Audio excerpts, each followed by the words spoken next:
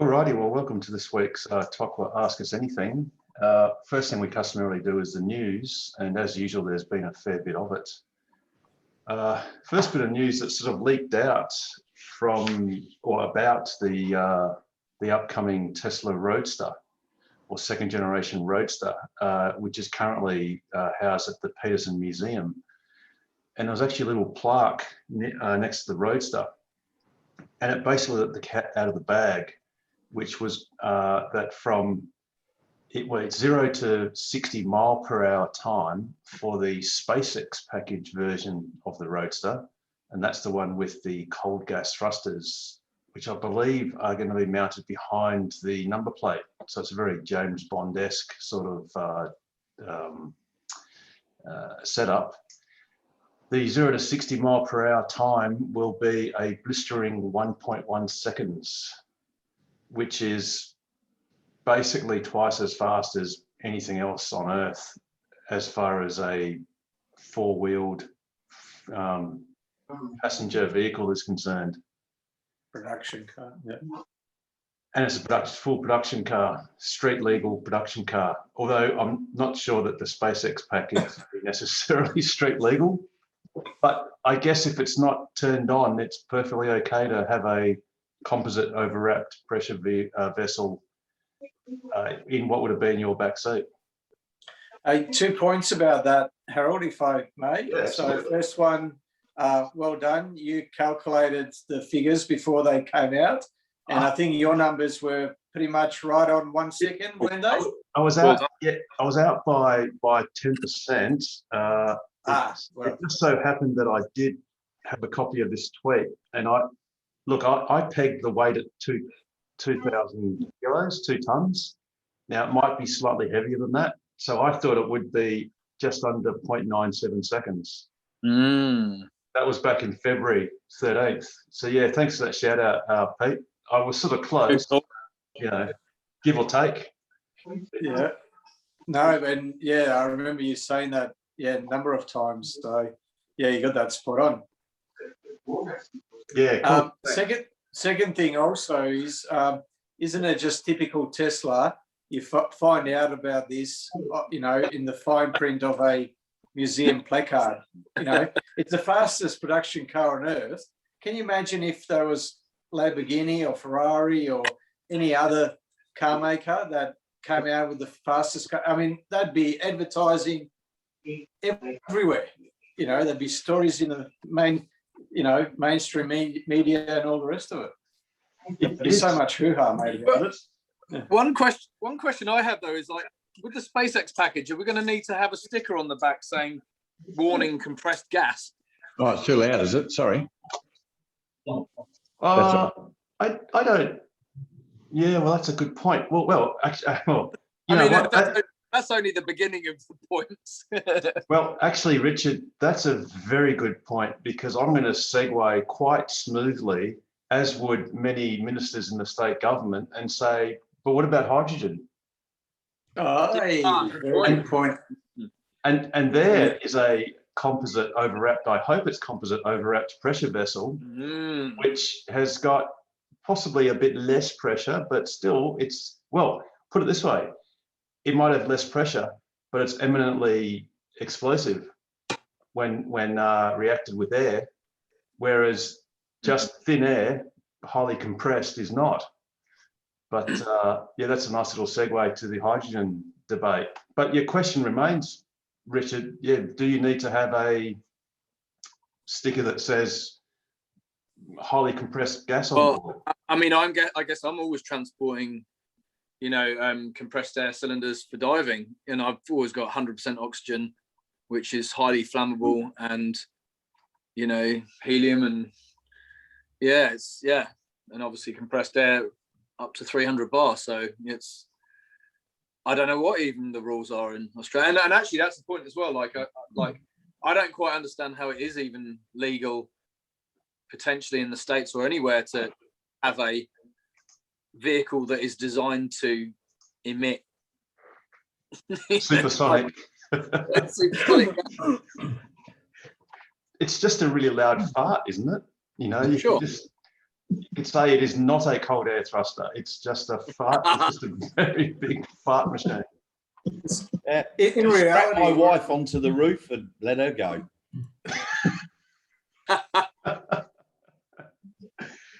That would derate its greenhouse credentials there, Nigel.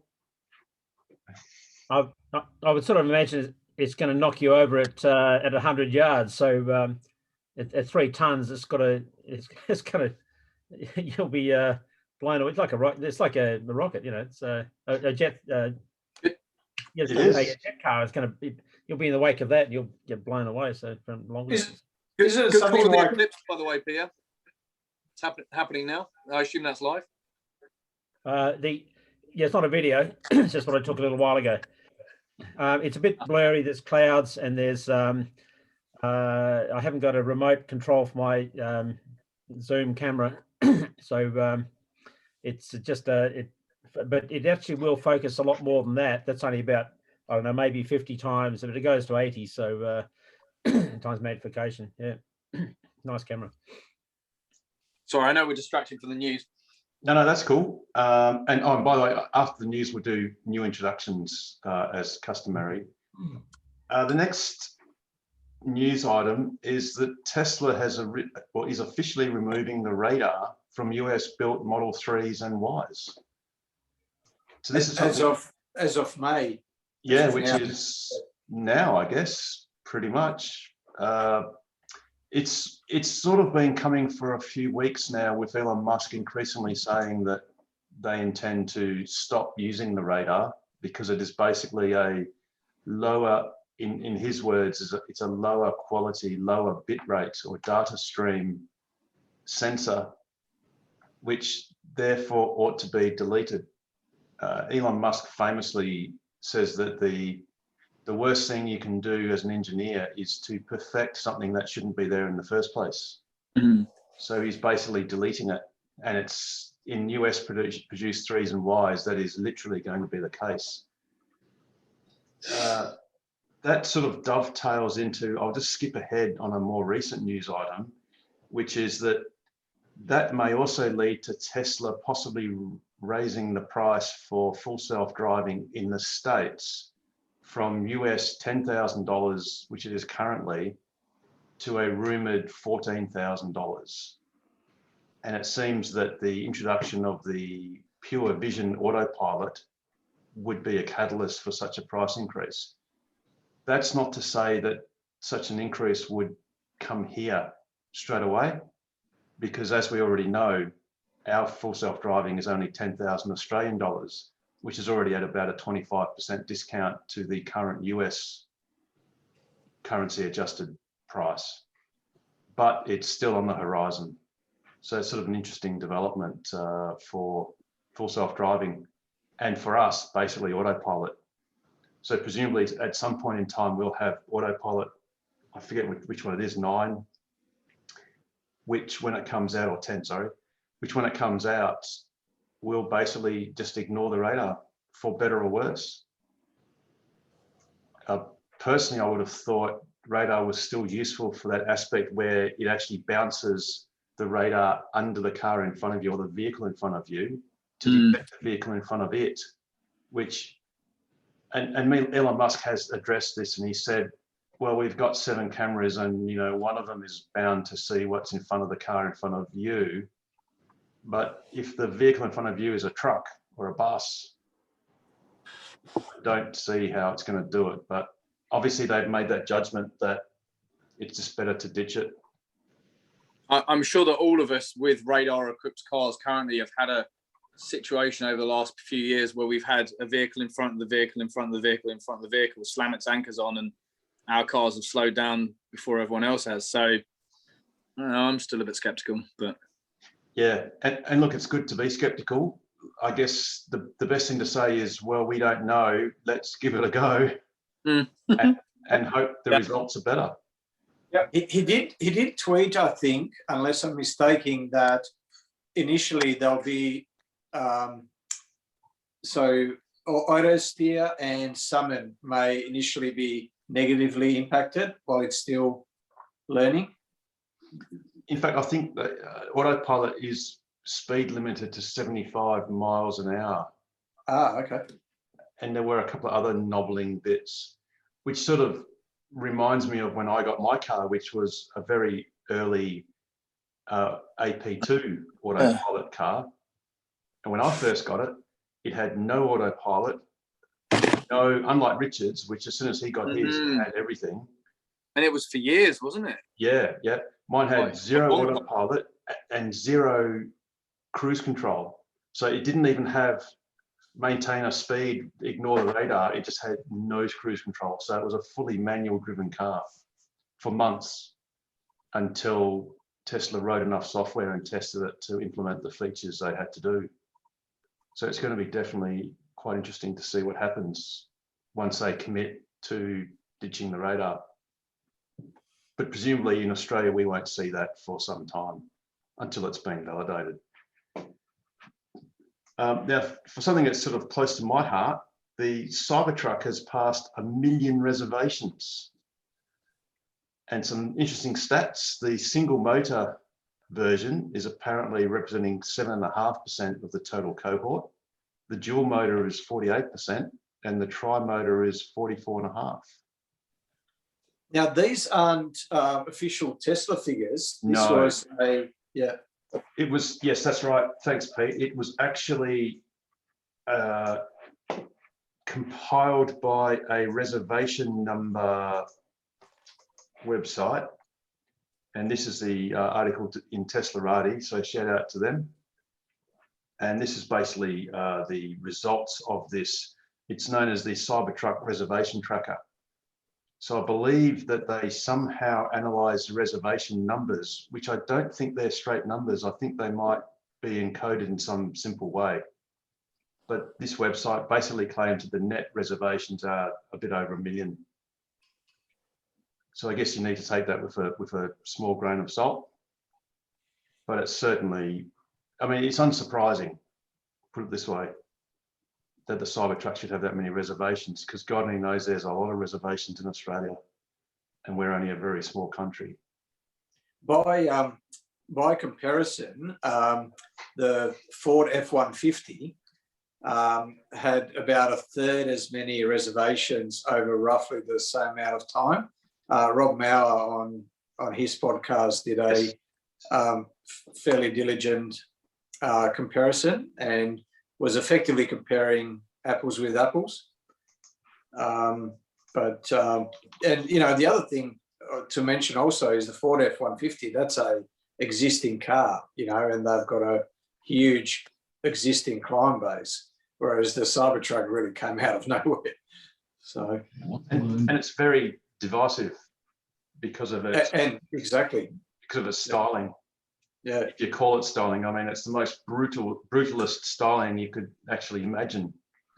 It's a triangle. Hey, triangles. Well, no, they're not that aerodynamic, but Well, but one thing I did actually with the Cybertruck, I took a profile of it and I put it within the profile of an aircraft wing.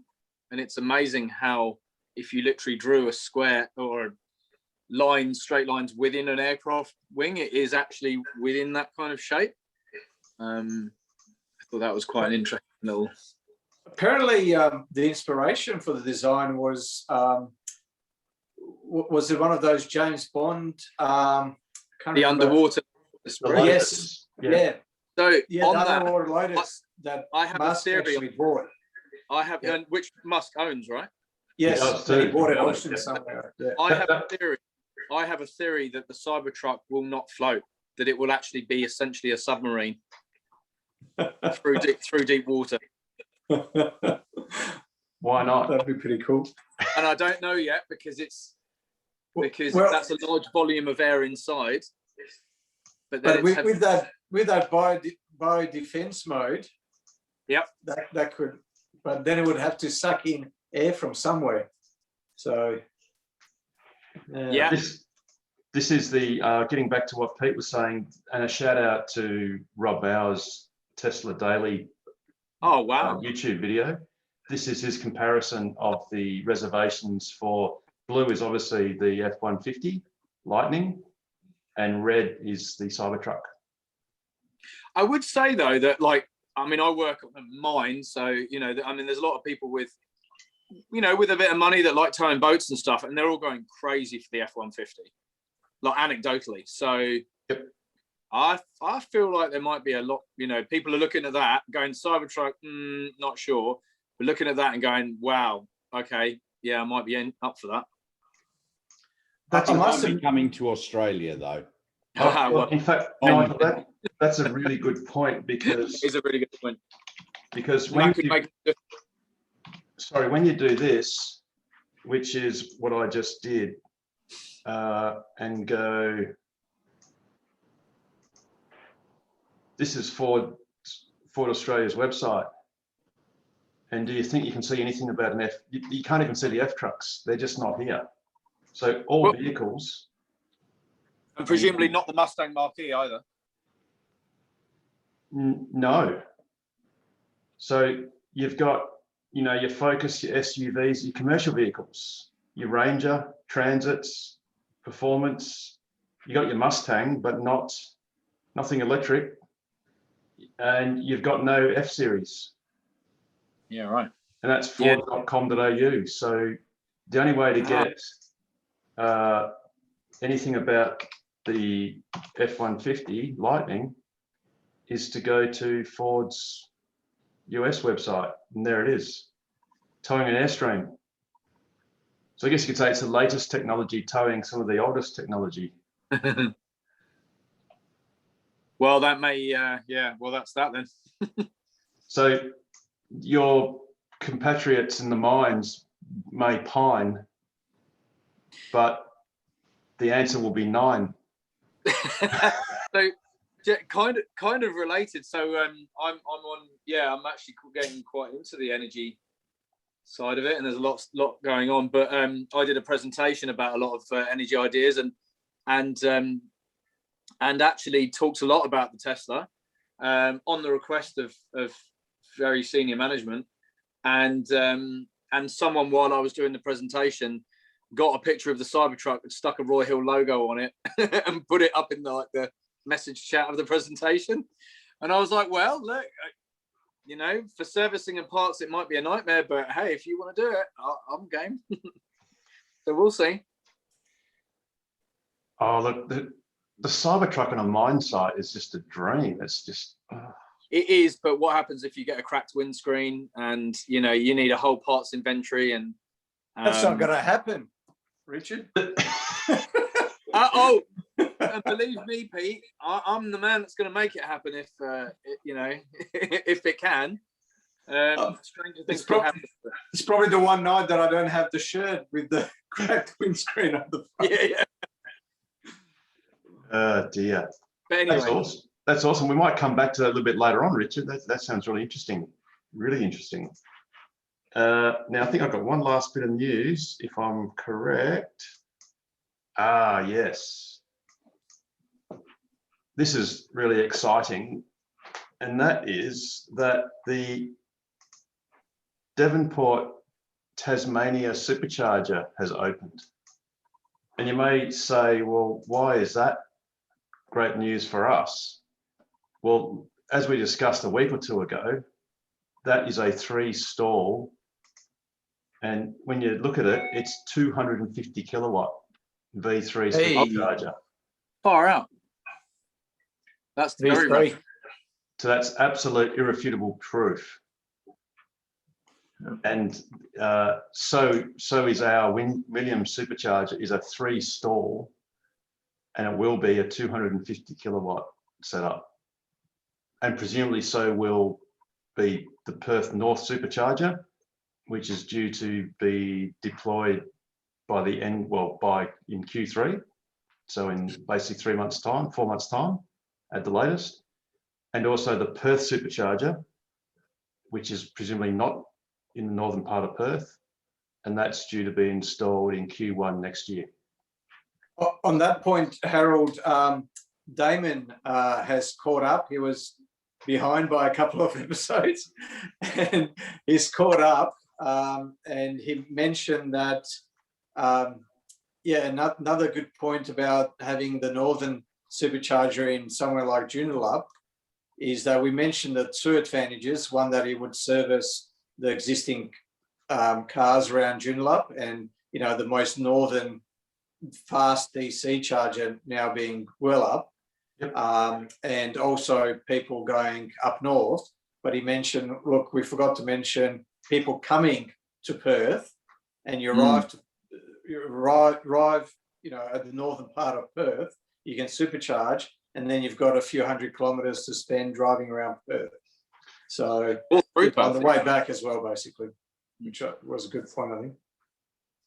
Yeah, that's really critical. I've learnt that myself going to Esperance, thinking that, well, the hardest part was to get to somewhere and then you can just charge overnight. But of course, it then stops you from doing side trips the next day, or even later in that same day. So it really is key. I mean, I dare say the Perth supercharger would ideally be placed similarly south. Yes. So perhaps sort of Coburn. Yeah. So it's sort of out of the cluster of the city.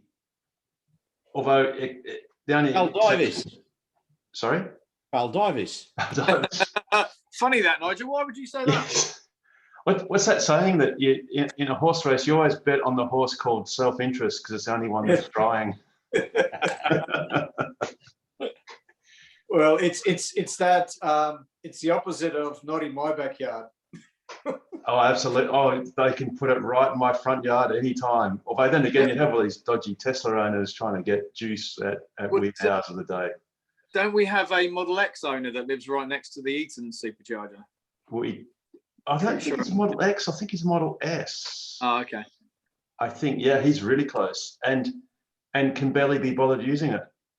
Yeah. But I don't see why you would bother using it. I would have thought the most sensible place would be to pick all the major highways in and out of town. So the Great Northern Highway, the Great Eastern Highway, the Great Southern Highway, and whatever that one is that goes to Bunbury, and pick the most extreme point of the town, of the city, and stick it there. So Armidale, Midland.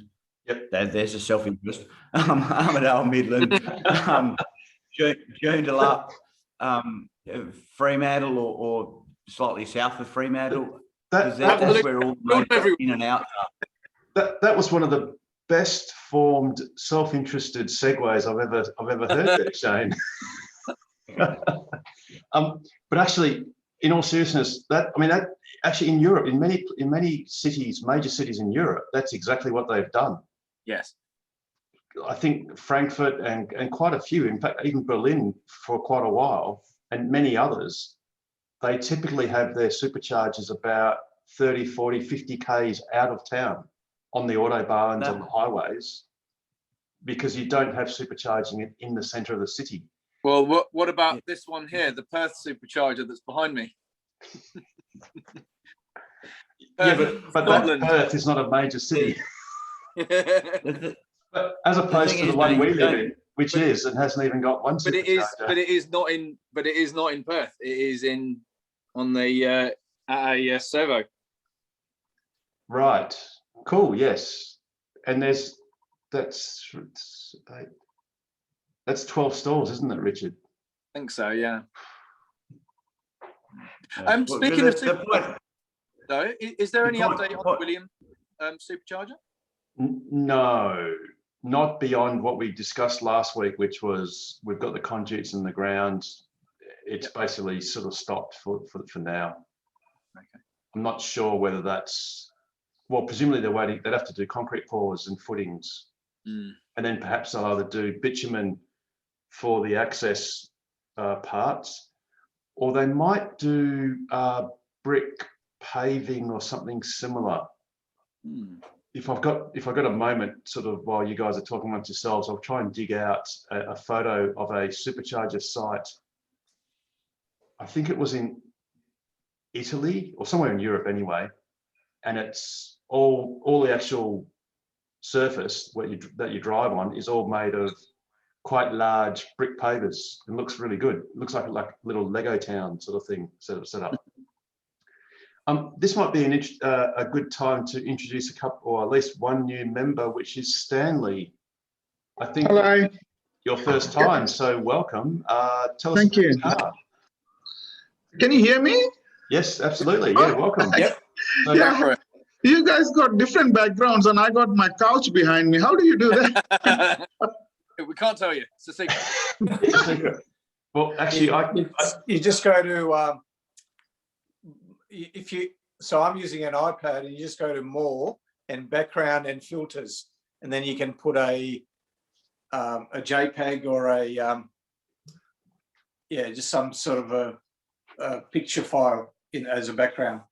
Yeah, if you're on Zoom on the desktop, it's just down the bottom left where it says stop video. Click on the up arrow and go to choose virtual background. Oh, yeah.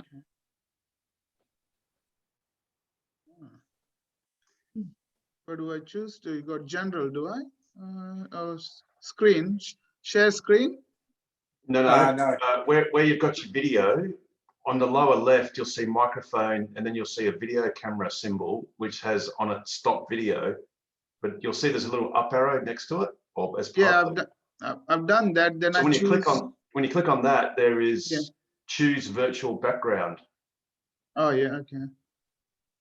Oh, that's, and then you can. The default is palm tree or something. It's a tropical island.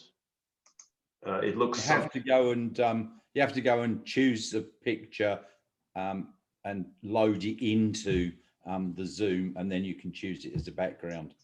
So I mean, I've got dozens there that I just go in and just pick one. I got none option, so I think I have to. I'll do it later. That's all right. It might take a moment or two to sort of suss it out. You can sort of do that even when you're offline. Yeah. A little. What? Harold's gone one better and gone for video. He's got Cybertruck. Oh, It's about to this, get run over. this one. This shows the power of the Cybertruck Ah, yeah. in slow mo. And wait for the bottom of the glass to break.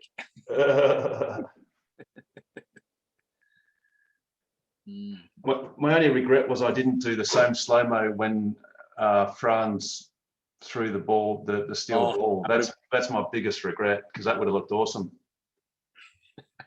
Anyway, we digress. But yes, welcome, Stanley. So I presume you have a Model 3.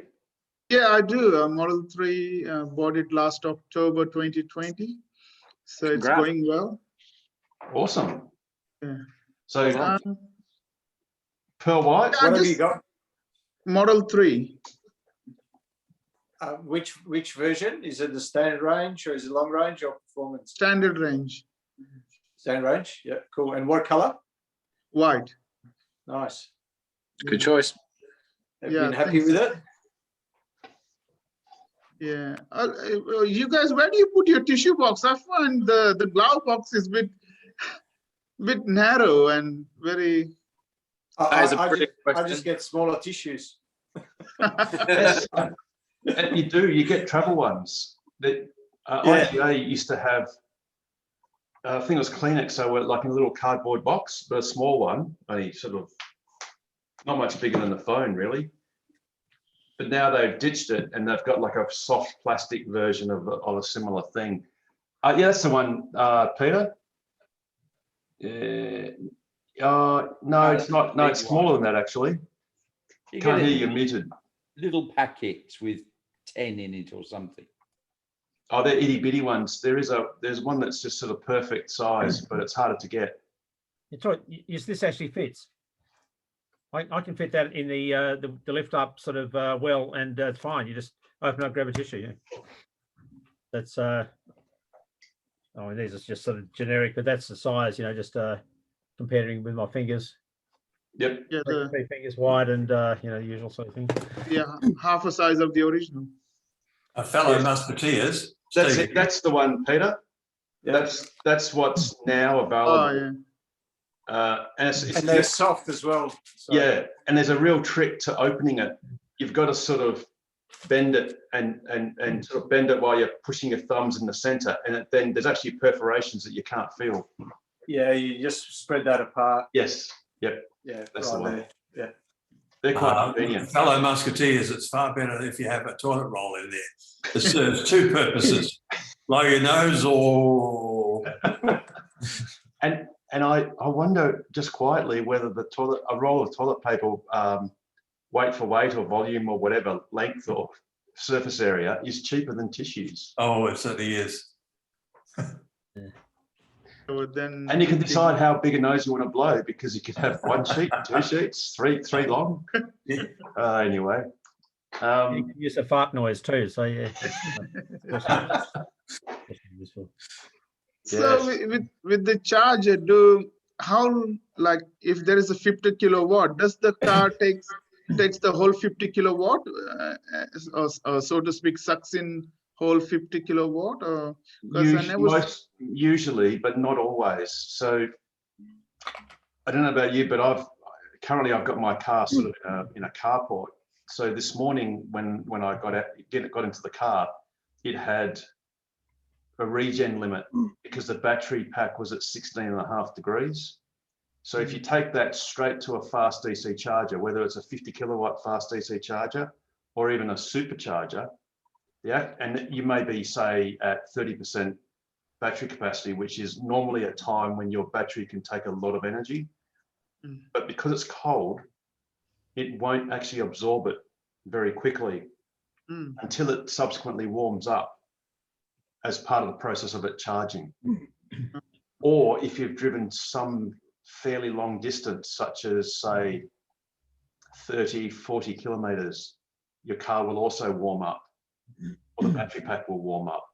So the short answer to the question is it generally will take the 50 kilowatts for much of the time, but as it gets quite full, it'll taper off. So when you go beyond say 85%, it'll taper and draw less energy, or less power, sorry. But that's completely normal. But yeah, one pro tip is if you're going to UWA or any other fast DC charger first thing in the morning, you'll find it'll probably charge quite slowly because the battery pack is cold. Well, on the other hand, these units, they're supposed to give out 50 kilowatt, then usually they don't, or it's just... Oh, yes, sorry. So another reason, actually, that's sort of right too. You've got a standard range plus, so it has fewer battery cells than the long range. So the voltage of your pack, the maximum voltage of your pack is lower than the long range cars, slightly lower. And the limit on the 50 kilowatt fast DC chargers is a current output of about roughly 120 amps. It's sort of 125, but usually it ends up at about 120. So if your battery pack, for instance, is only at 300 volts, you'll only get about 36 kilowatts. But if your battery pack warms up increases its voltage to 400 volts, you'll then get 48 kilowatts.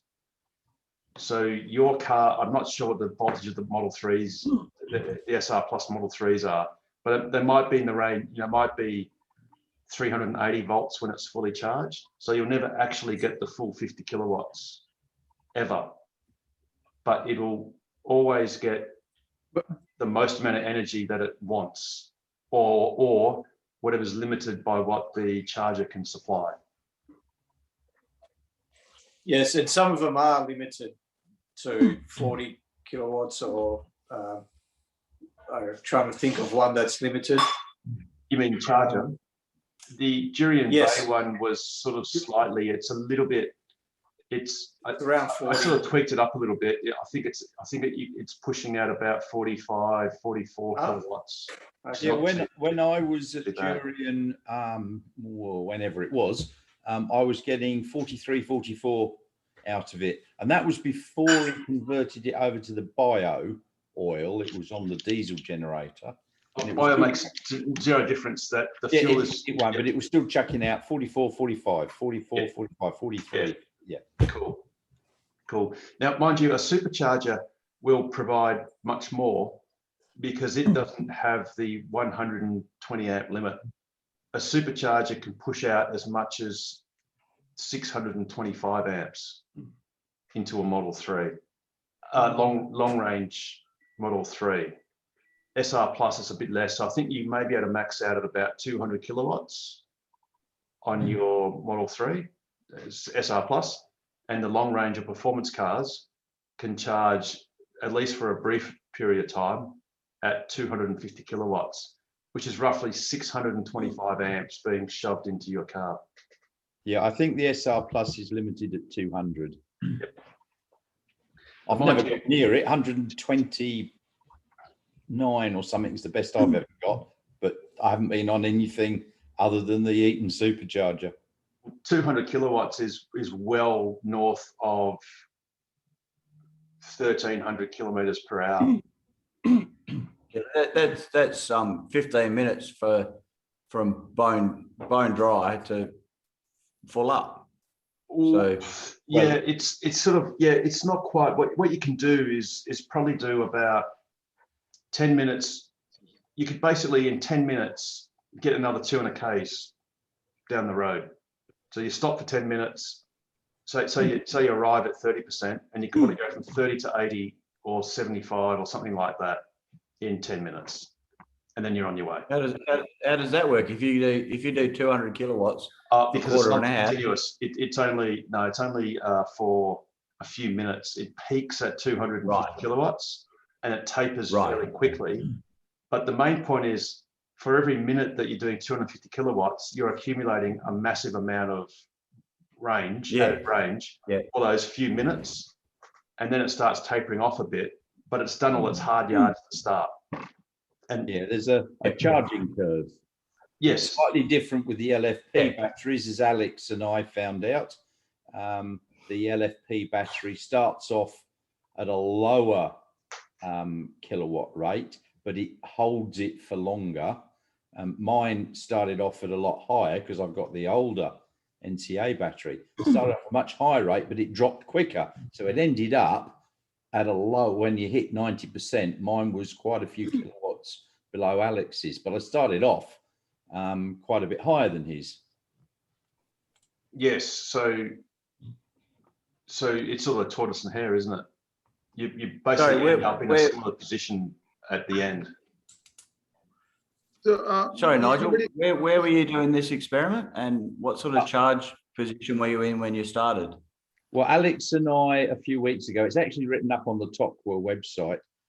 We did a little experiment. We drove around, and then we drove down from Mandurah to the Eaton supercharger, plugged into two different ones. We got there around under 20%. I think mine was about 12 and yours was about 15 or 16, Alex? 15 or 16, yeah. Yeah, and then we plugged them in, and we monitored time at 20%, 30%, all the way up to 90%. We just took them a little bit over 90% so we could do the timing. I think mine took from 20 to 30%, it was something like 32 minutes, and yours was 31 minutes, wasn't it? But we were only taking whole minutes, so, you know, just, it was basically the same. But I was hitting 128 kilowatts, and his started at 116. Yeah, it was something quite low. But he dropped slower, and by the time we hit 40 or 50%, mine was about 10 kilowatts an hour below his. So the charging curves are different. There you go. Yeah. There's the two cars. One's Alex's is the new Shanghai built Model 3 on the one on the right. On the right. And Nigel's is on the left. And you can basically see the two comparisons of the charging rates. And you've got the watt hours per kilometer.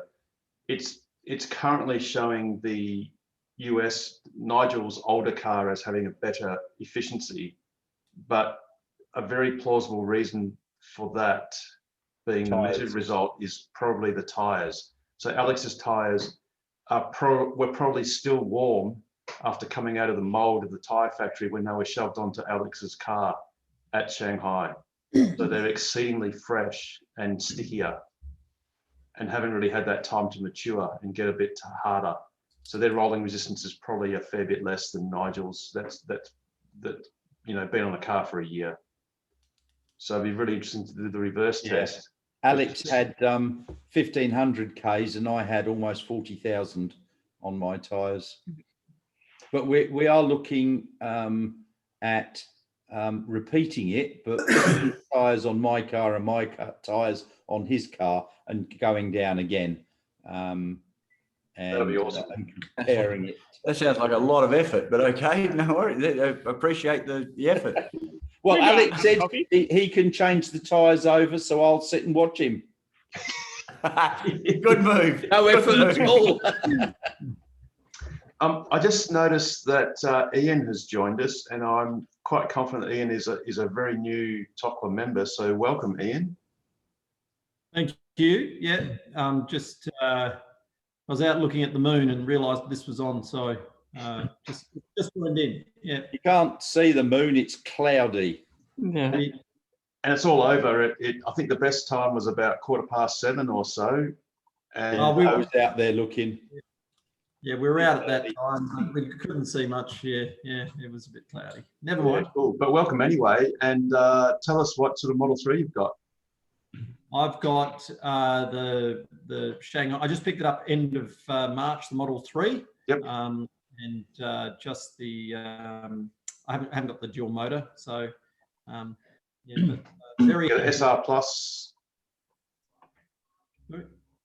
Standard range or is it long range? standard, yes. Standard. Awesome. So you've got a car that you can charge yours to 100% all day, every day, and not have to worry about looking after your battery, which is really cool. I've set it at 90, so it doesn't go beyond that on the charging. But I can set it to. I can go to 100, can I? Yes, because what you know, And in fact, you probably should. I think they recommend doing that at least once a week, going to 100. Yeah. I actually had a question on that one with regards to what we were talking about earlier. How does that work with the regen braking? If I've got 100% charge in my battery and I take off down the street, and, Yeah, it doesn't. Yeah. What There's happens? yeah, it won't let. So regen is completely gone. It's changed. When I first had my car, I would have to go down to about sort of 92, 93% before regen would kick in. And it's almost felt like it was nothing, and then I had full regen. Whereas now it seems to kick in. Maybe it's a temperature thing. Maybe it's different times of the year. But now it seems to kick in around sort of 97, even 98%. And it starts to sort of slowly come in.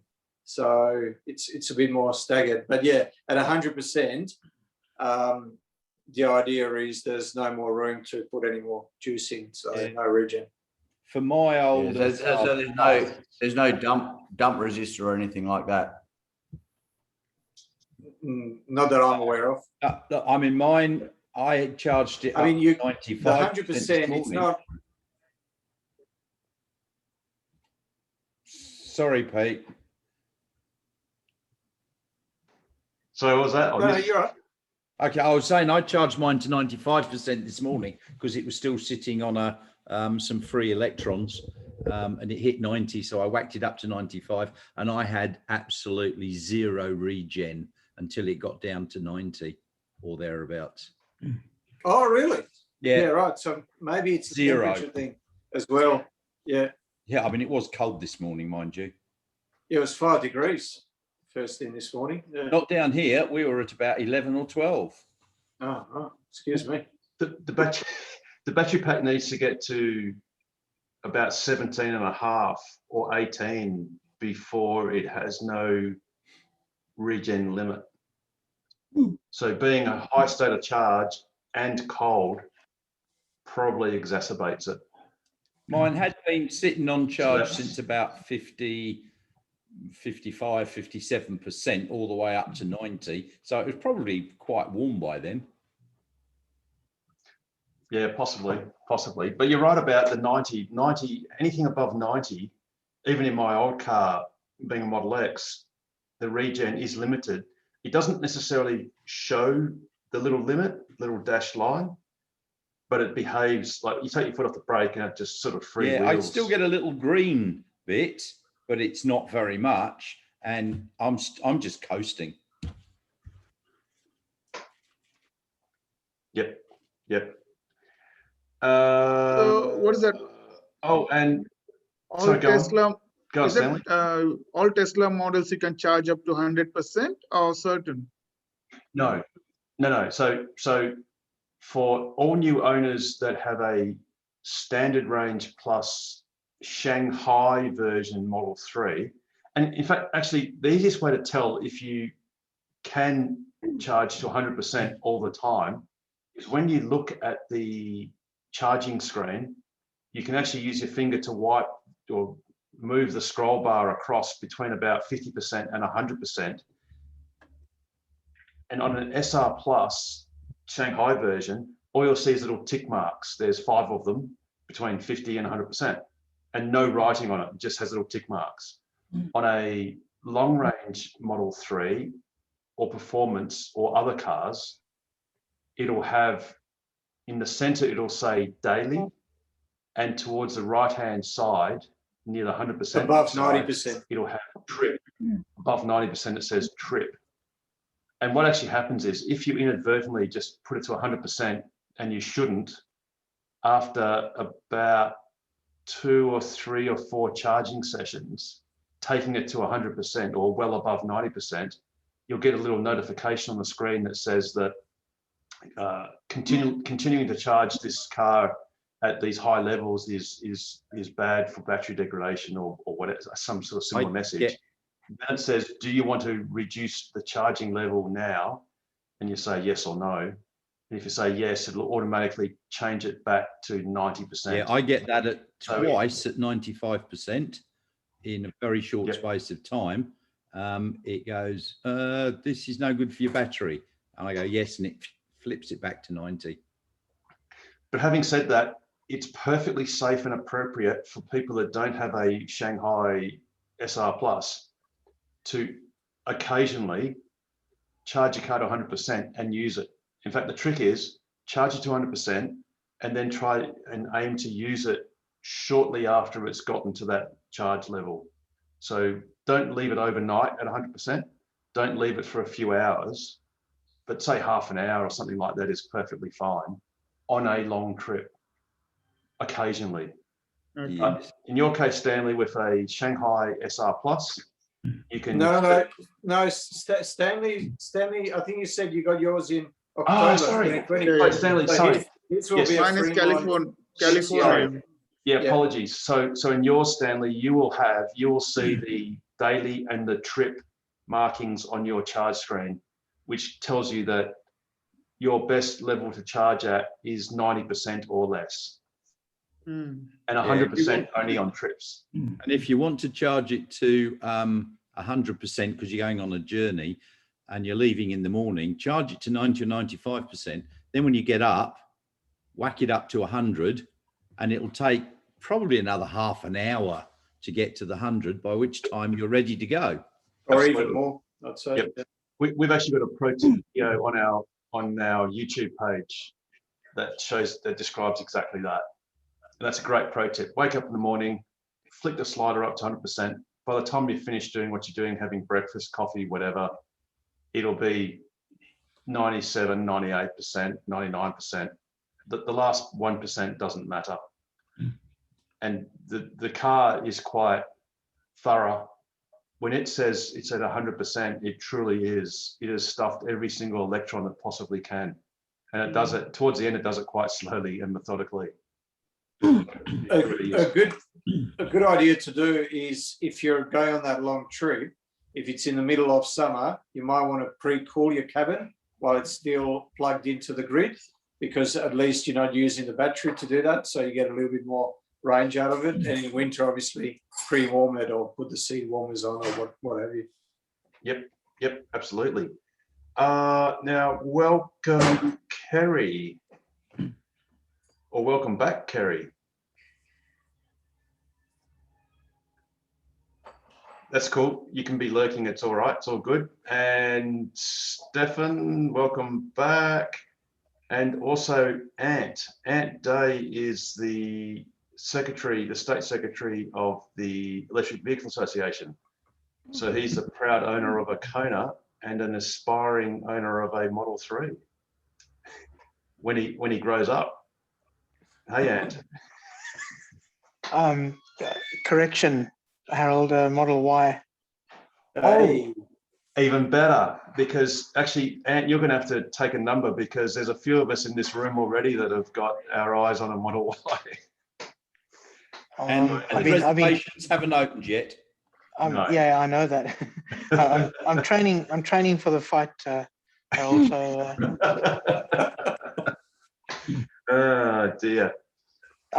actually, speaking of prospective owners, I actually had a bit of a win on Saturday in a number of ways. You would know Christina, who Costigan. Yes. Yeah. Through last year, she had a brain operation similar to mine, which I had a few months later. But she had more ill effects from it. Anyway, the upshot of it is that she is back in the market for a Model 3, and in fact, she's probably hit the button by now because she just had to figure out how to do the referral thing. She's referring herself. Yes. Because she still has the Model X on her name. Yes. Anyway, long story short, on Saturday morning, myself and David went up there, and she was still umming and ahhing as to whether to get a Kona or not, and I figured she'd get the 3. And we went, and one of her test for it, uniquely, is that we pushed down the back seats, and she tested whether she could lie down in the back of it so that she could do a bit of camping. And turns out the Model 3, surprisingly or not surprisingly, is about half a meter longer on the back seats, because the length of the car is longer as well. And that's where it manifests, is that you can, you got a good half meter in her case to play with when she's lying in the back seats, and they are flatter. So that was a major decision on her part. The Kona couldn't do that. I mean, I actually can't lie full length in the Kona. So she decided on that and a number of other reasons, because they're roughly the same price. Yep. So she's deciding on a standard range, because she doesn't intend to do very long trips. And even if she does, by the time she does them, I'm sure that there'll be a few charges north. And so that's her. And then literally as we were just going away from Joondalup, where myself and David were persuading her to buy the 3, I get a call from an ex-colleague who I'd obviously been yabbering a lot about EVs to, and she'd always said, no, my husband won't go for an electric. He's very into hybrids and he won't go for an electric. I get a call from them that they're in the Tesla showroom. What should I ask the salesman? And I said, well, the first thing is you don't buy one without a referral link. Do that. Don't. And so I got a referral of someone that Dave Robinson, I think it was, and so she bought there and then. So that's two Model 3s bought this week. I think they'll probably get the June shipment. Yes.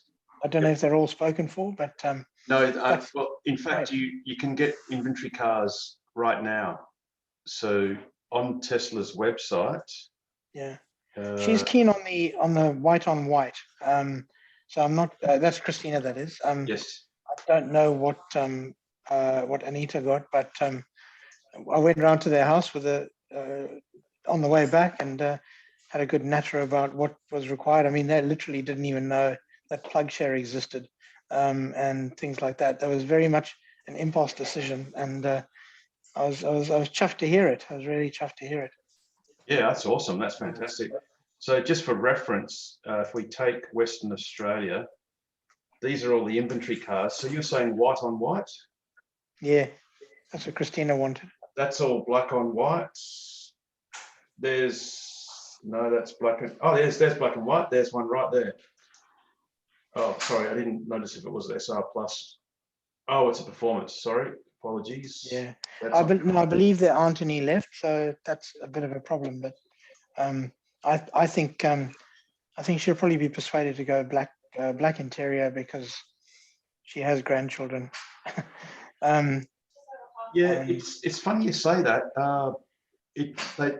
The white seats look scarily white, and they just look like they're begging to get marked and dirty. But I believe, just using basic spray and wipe or Windex cleans off really well, really surprisingly well. Yeah. So okay. But obviously nothing is as durable as black, I guess, in that sense that black doesn't really show much at all. But the white still, look, if she likes white, you only live once, as we all know. Yeah. So I don't know. I think she'll probably go with the black interior anyway. I think her daughter's persuading her, but that's what she wanted, was the white on white. It was a good that's demonstration of what evangelism can do. That's a picture of the that's Tasmanian thing. That's the dream case. I'm just trying to get it to flip back. So that's in a Model 3. Nice. But they're expensive. I think they're many $100s. But that's luxury glamping. Yeah. Oh, Clark rubber and a mattress. Clark rubber will cut out a mattress for you. Yes. Yeah. Exactly. There'd be a pretty fantastic view of the stars there too. Yes. Yeah, actually, I hadn't thought of that. Glass roof. The only problem is that the sun gets you in the morning, as I found out. So a good pro tip is just to have a Kubra or something and just have that nearby. And when it wakes you up, just put that over your head and you can go back to sleep. Or that's an indication that you're waking up too late, Peter. You need to get the window blackouts on the sides, and then you can get a blackout across the roof. Yeah. And the windscreen. Yeah, definitely. Maybe you can just get those shades that with the suckers on them, put it on there. Yeah. And you can put it in camp mode, can't you? Yes, absolutely. Yeah. And what's good about that is it keeps a constant temperature throughout the whole night. Yeah. So you don't wake up in the morning freezing or. Yeah. So. I'd be selling tell the story. I've not heard of this camp mode. Speak. Yeah, it's actually pretty cool. You put it in, so it's on your where your vents are, where your aircon is. So same place where you have dog mode. So you put it in camp mode, and it renders a video of a fireplace on the whole screen, and you can even hear the crackling of the wood in the background. And it keeps the temperature constant, and the car doesn't go to sleep during the middle of the night. So it continues to keep the aircon on until you turn it off camp mode when you wake up. It's pretty cool. I've done it twice now. The only thing, sorry, go Joe. We have tried camp mode in a campsite, and the only thing is it's very noisy. So because the car keeps switching on, the aircon keeps switching on and off throughout the night. And we were in the tent next to it, and then Seb and one kid was in the car, and it was just really annoying me. I almost switched off from my phone because it keeps ramping up to keep the heat going, because it was a very cold night. But that's the only disadvantage of it. If you're camping in the middle of nowhere, then it doesn't matter. Cool. I did it on a driveway once, and at Crillon was the second time, and I think it was only Rod that was next to me, and he was doing the same thing. He was in his car. Okay.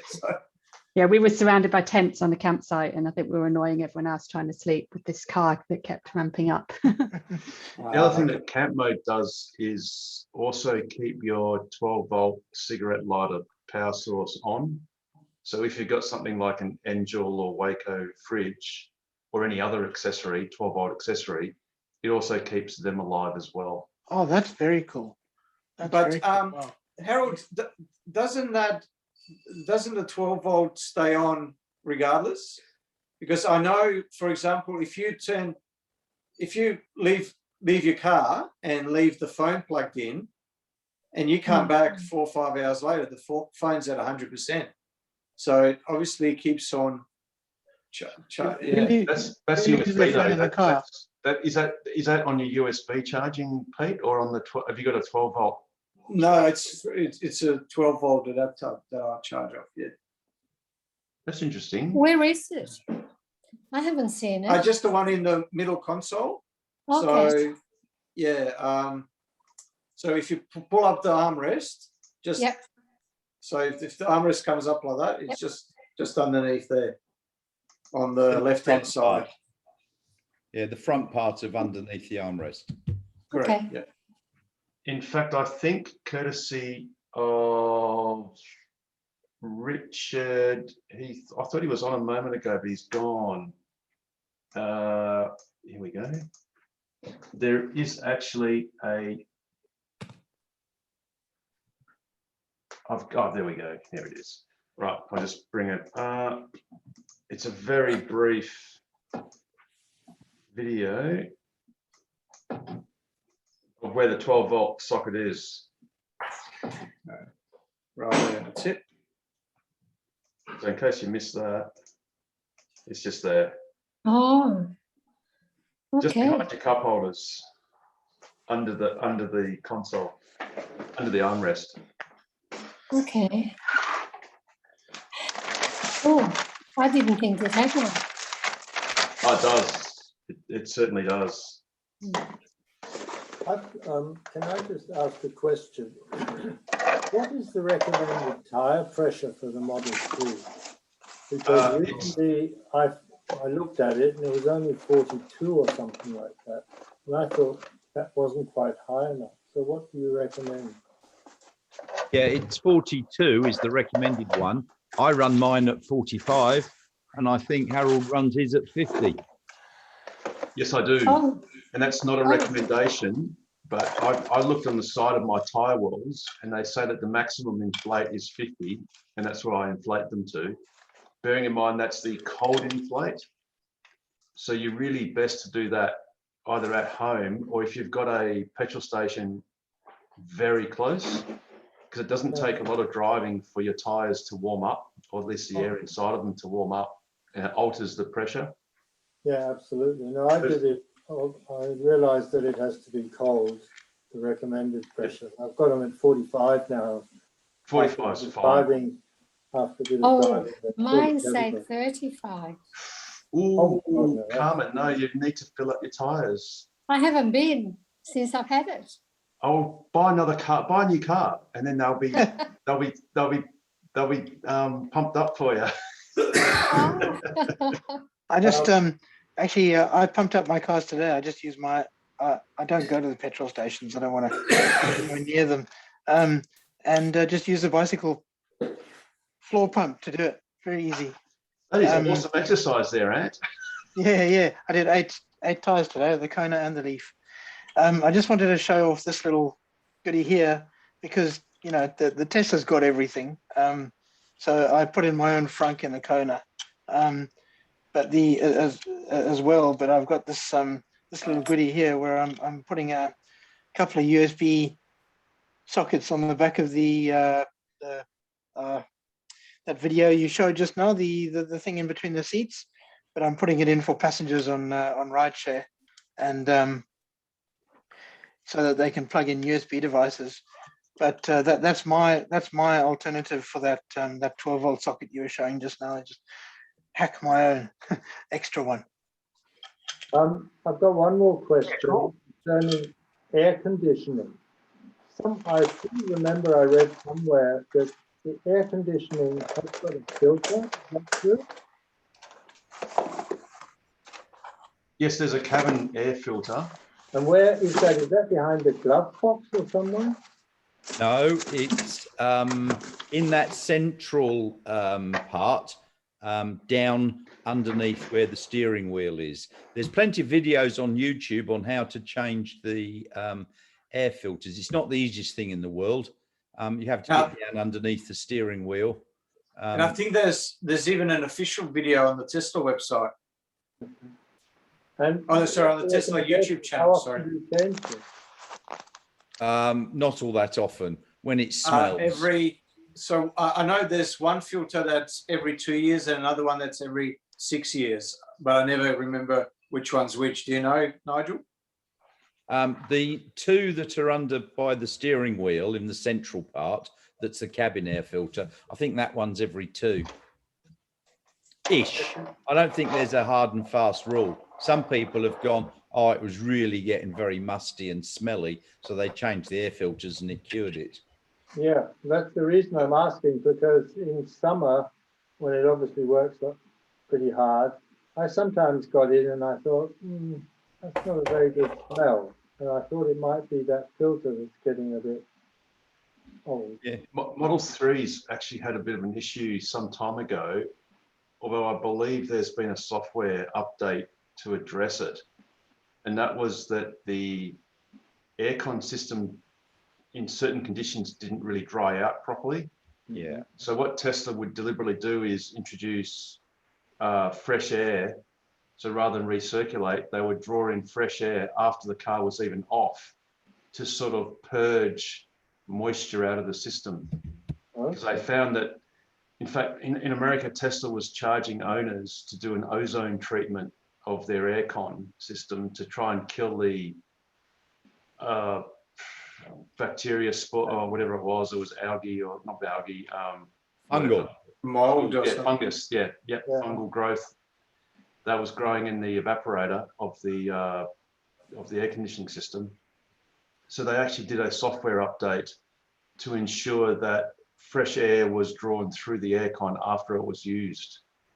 Now, I don't know if there's any evidence of that in Australia, of, you know, if you can tell whether that's happening or not, but that was a fix they introduced to address that issue.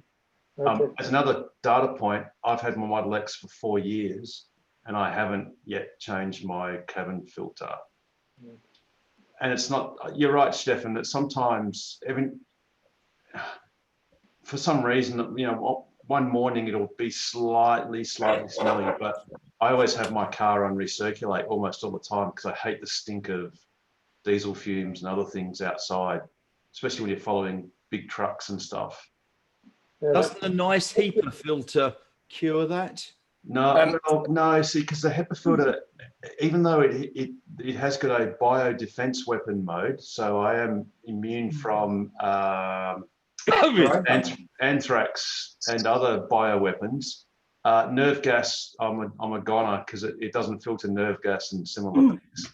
It's just a particulate filter, so it doesn't stop noxious fumes like diesel fumes or petrol fumes. It really doesn't stop that. So I'm one of the people that actually, there's a company, or probably a couple of companies now in the States, that do specially modified or specially made Model S replacement air filters that have a particular, that are kind of, you know, if you don't have the option of bioweapon defense mode, you can buy these and they just literally slot straight in. And yeah, supposedly, try and neutralize a lot of the gases. And then I just have it on recirculate all the time. And whenever there's a software update, or sometimes just randomly, it seems, it goes back to auto and brings air in from outside. And I can tell almost instantly now when I'm smelling diesel fumes again. I've become so sensitive to it since, going electric that, now I'm like, I'll know if the setting is reset to default, before checking. Just on that, are you able to set the recirc as default? No, and frustratingly, it doesn't. The car for some reason doesn't always keep those settings. No, so it often reverts back to fresh air. It's frustrating. I'm so close to tweeting Elon. Yeah, I think it's something that needs to be fixed, I think. Do you think the reason for that is to make the car more efficient? So if it's cold outside or cooler outside and your car's been sitting in the sun and it's got really hot, it might be more efficient to bring in fresh air from the outside because it's already cooler? Perhaps. That might be possible, yeah. I personally think it's a software bug where they're just not keeping track of the profiles properly. They're not storing it properly, and they're sort of resetting to a default. Because I sometimes find if you change profiles or you use 2 different remotes or something like that, it just buggers it up. And even just stop the car, get back into the car, it defaults to fresh air, or it defaults to default mode, which is automatic, and that depends on temperature and range and all that sort of stuff. So yeah, it's a bit frustrating. Hey, speaking of aircon and etc., wasn't there an efficiency? Wasn't there a update that was supposed to give you the option to be able to turn off the passenger side of the aircon? Oh, I remember. I did hear about that. Yeah, a good 6 months ago at least. Yeah. Have you guys got it in the Model 3s? Is there an option? No. I haven't No. seen that on mine. So I was just wondering whether it was just a US thing or whether it hasn't. Because I thought that was already, because yeah, it was a long time ago that. Can I just clarify something? Sure. You're talking about auto and recirculating. I nearly always have mine on auto. Doesn't that mean it just automatically goes to the temperature that you've set? Yes, but recirculate, sometimes if the outside temperature is extremely hot, say, Yeah. it actually will go on to recirculate, so it doesn't draw in excessive hot air that it has to cool or put a lot of effort into cooling. Okay. But most of the time the car seems to prefer to draw in fresh air. And But I you guess can you could argue that that's an air quality issue in the open road, whereby, you know, the air outside is of a better quality than inside, unless you're in built up traffic. So if you leave your aircon on auto, it almost always sticks with fresh air. But on a very hot day, it will actually go to recirculate. So it's only cooling the air that's recirculating in the cabin.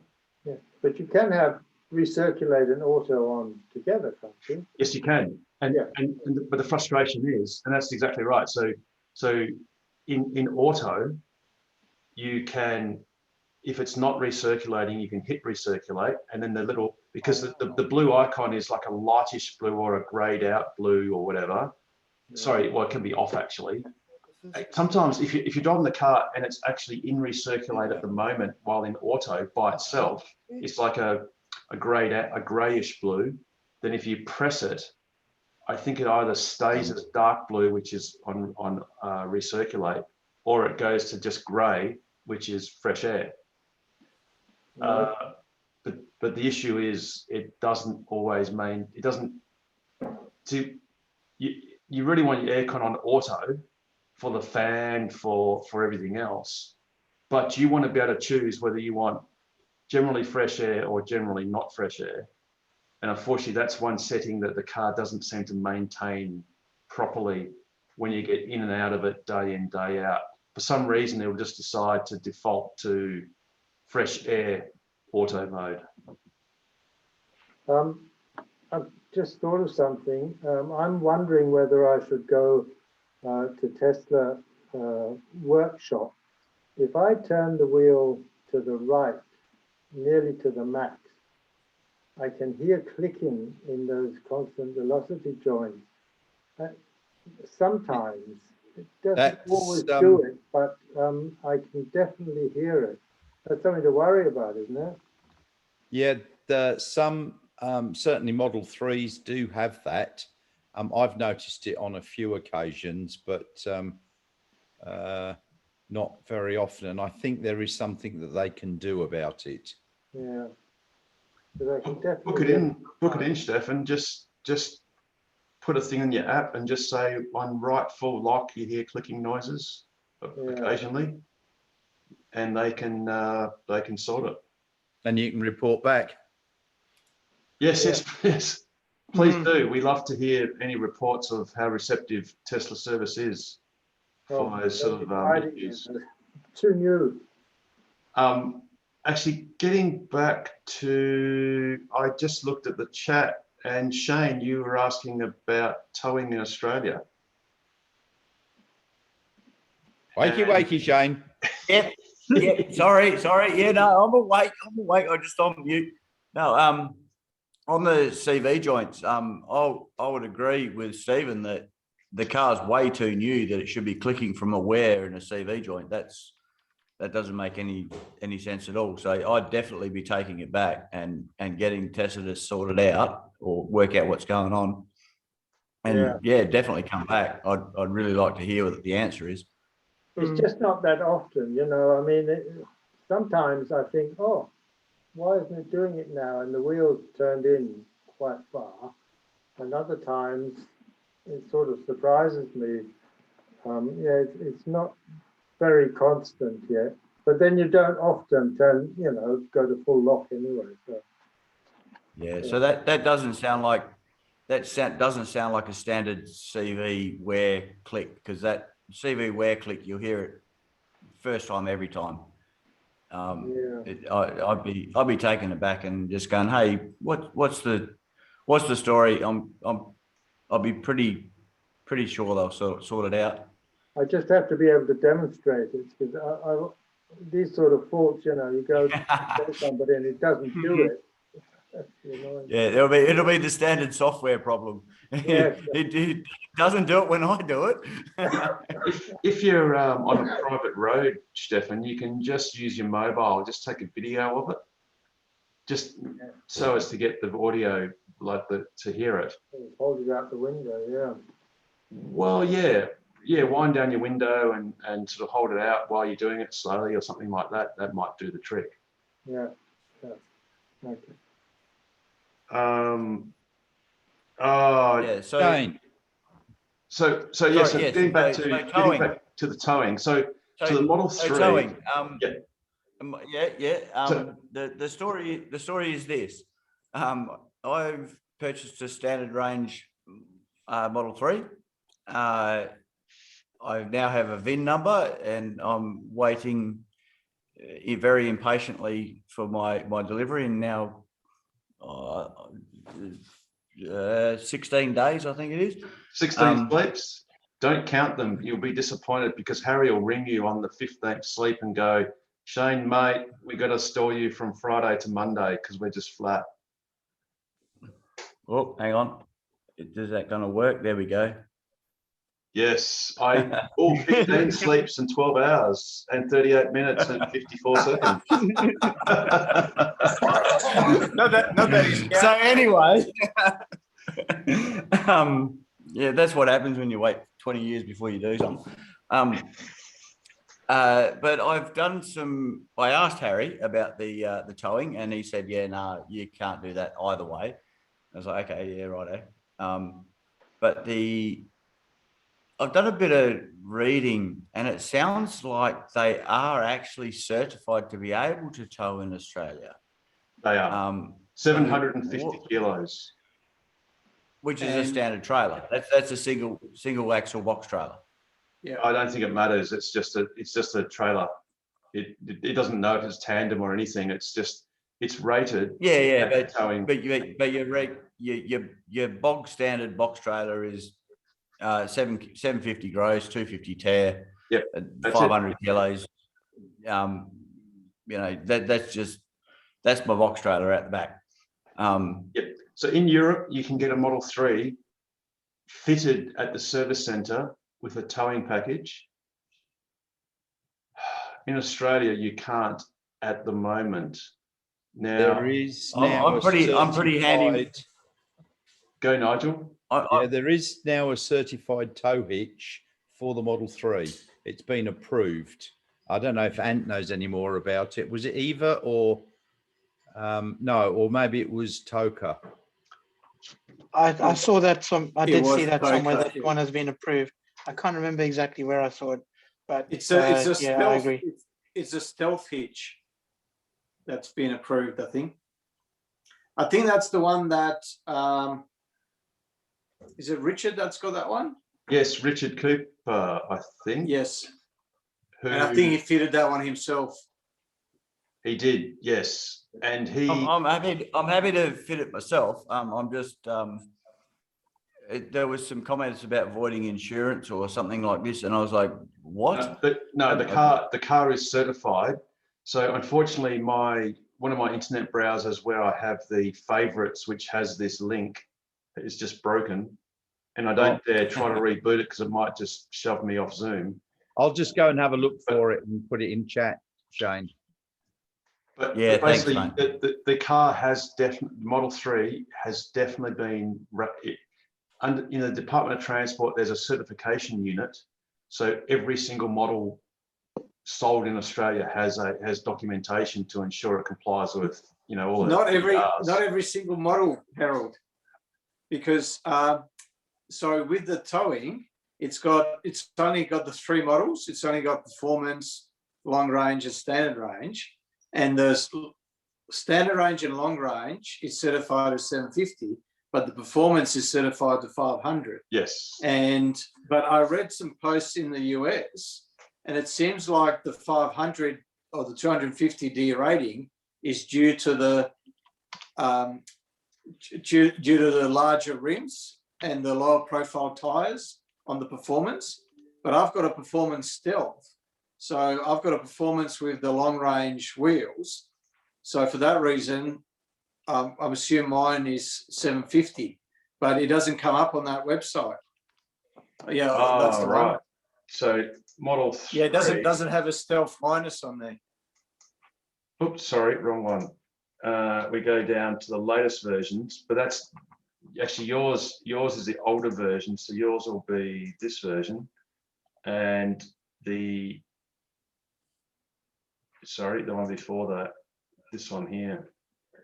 So the performance has, you're right, Pete, it's got maximum towing mass is 500 kilos on a braked trailer or a non-braked.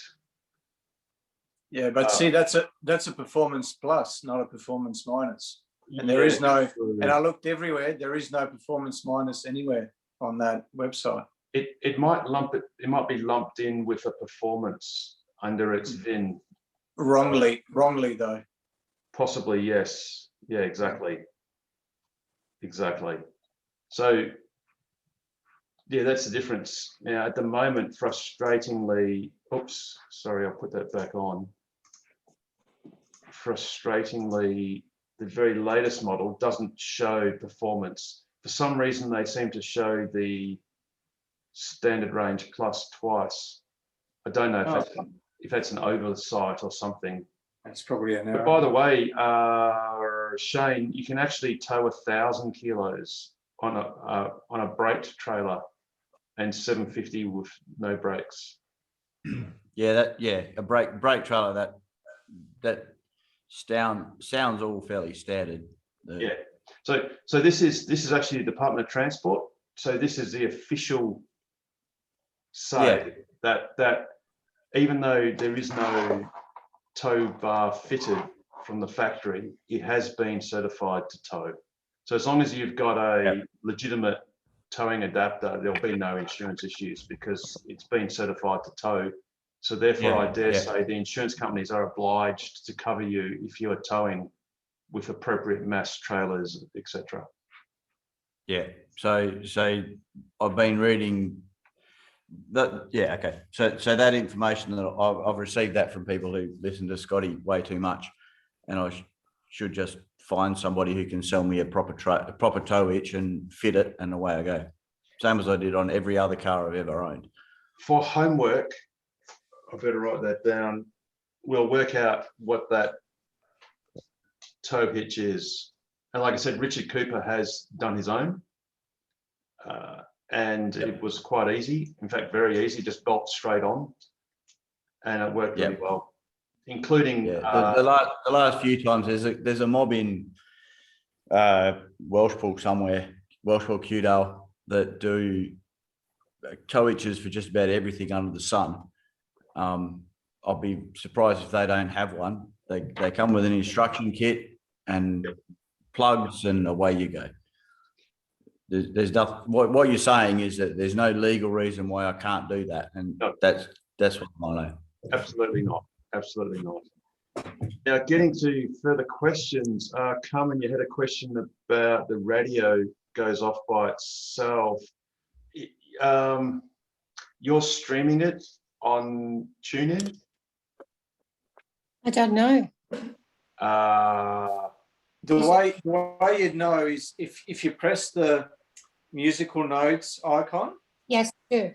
The second time. Oh, Pete, you're just dropping out there for a sec. You're frozen. Bring up Just say that again, Pete. You're dropping out. You go, Pete. Sorry. So if you press on, can you hear me now? Yep. Yes. Yeah. So if you press on the musical notes icon a second time, or if you slide your finger up, you should be able to see the whole screen. And then on the far left is radio. So if you press radio, then you know you're on radio. I think what Harold was getting to, that if you're streaming it on TuneIn, or what's the other one? No, it is TuneIn, Pete. It is TuneIn. Or Spotify. Yeah. No, this was... could be buffering. Is that what you were talking about? Is that what you're getting at, Harold? Could be buffering? Yeah, I was getting at that if there's dicky internet connection, it can buffer, and it's quite, look, I'm an avid radio streamer, so I stream the ABC, and it just annoys the crap out of me that you get into a bit of a dead spot and it just sits there and it sort of buffers and it stops and it starts, and it's a bit frustrating. No, I did what Pete said. So you go on the notes, then radio, then select from the list ABC or ABC News, and I listened to Talkback, but it was working perfectly. But this week it started going off by itself. So then I do it again, and half an hour later it does it again. So I'm not sure if there is something that I need to check. Did you get a software update? Carmen, did your car update itself? Did you get a software update lately? Well, yes. I'm not sure. So two things you can try. So you could try resetting the car, so you can do a soft or a hard reset. Yep, I did. So you can try that. And what was the other thing I was going to suggest? You could buy a new car. We've already had that one today. It's so not a year car old for your new yet. wheels and a new car. Yes, No. it's not a year old. Well, the funny thing about the tires is that I never knew, but all of a sudden they've started coming up, and it must be a warning, but I didn't know that until you guys started talking about it.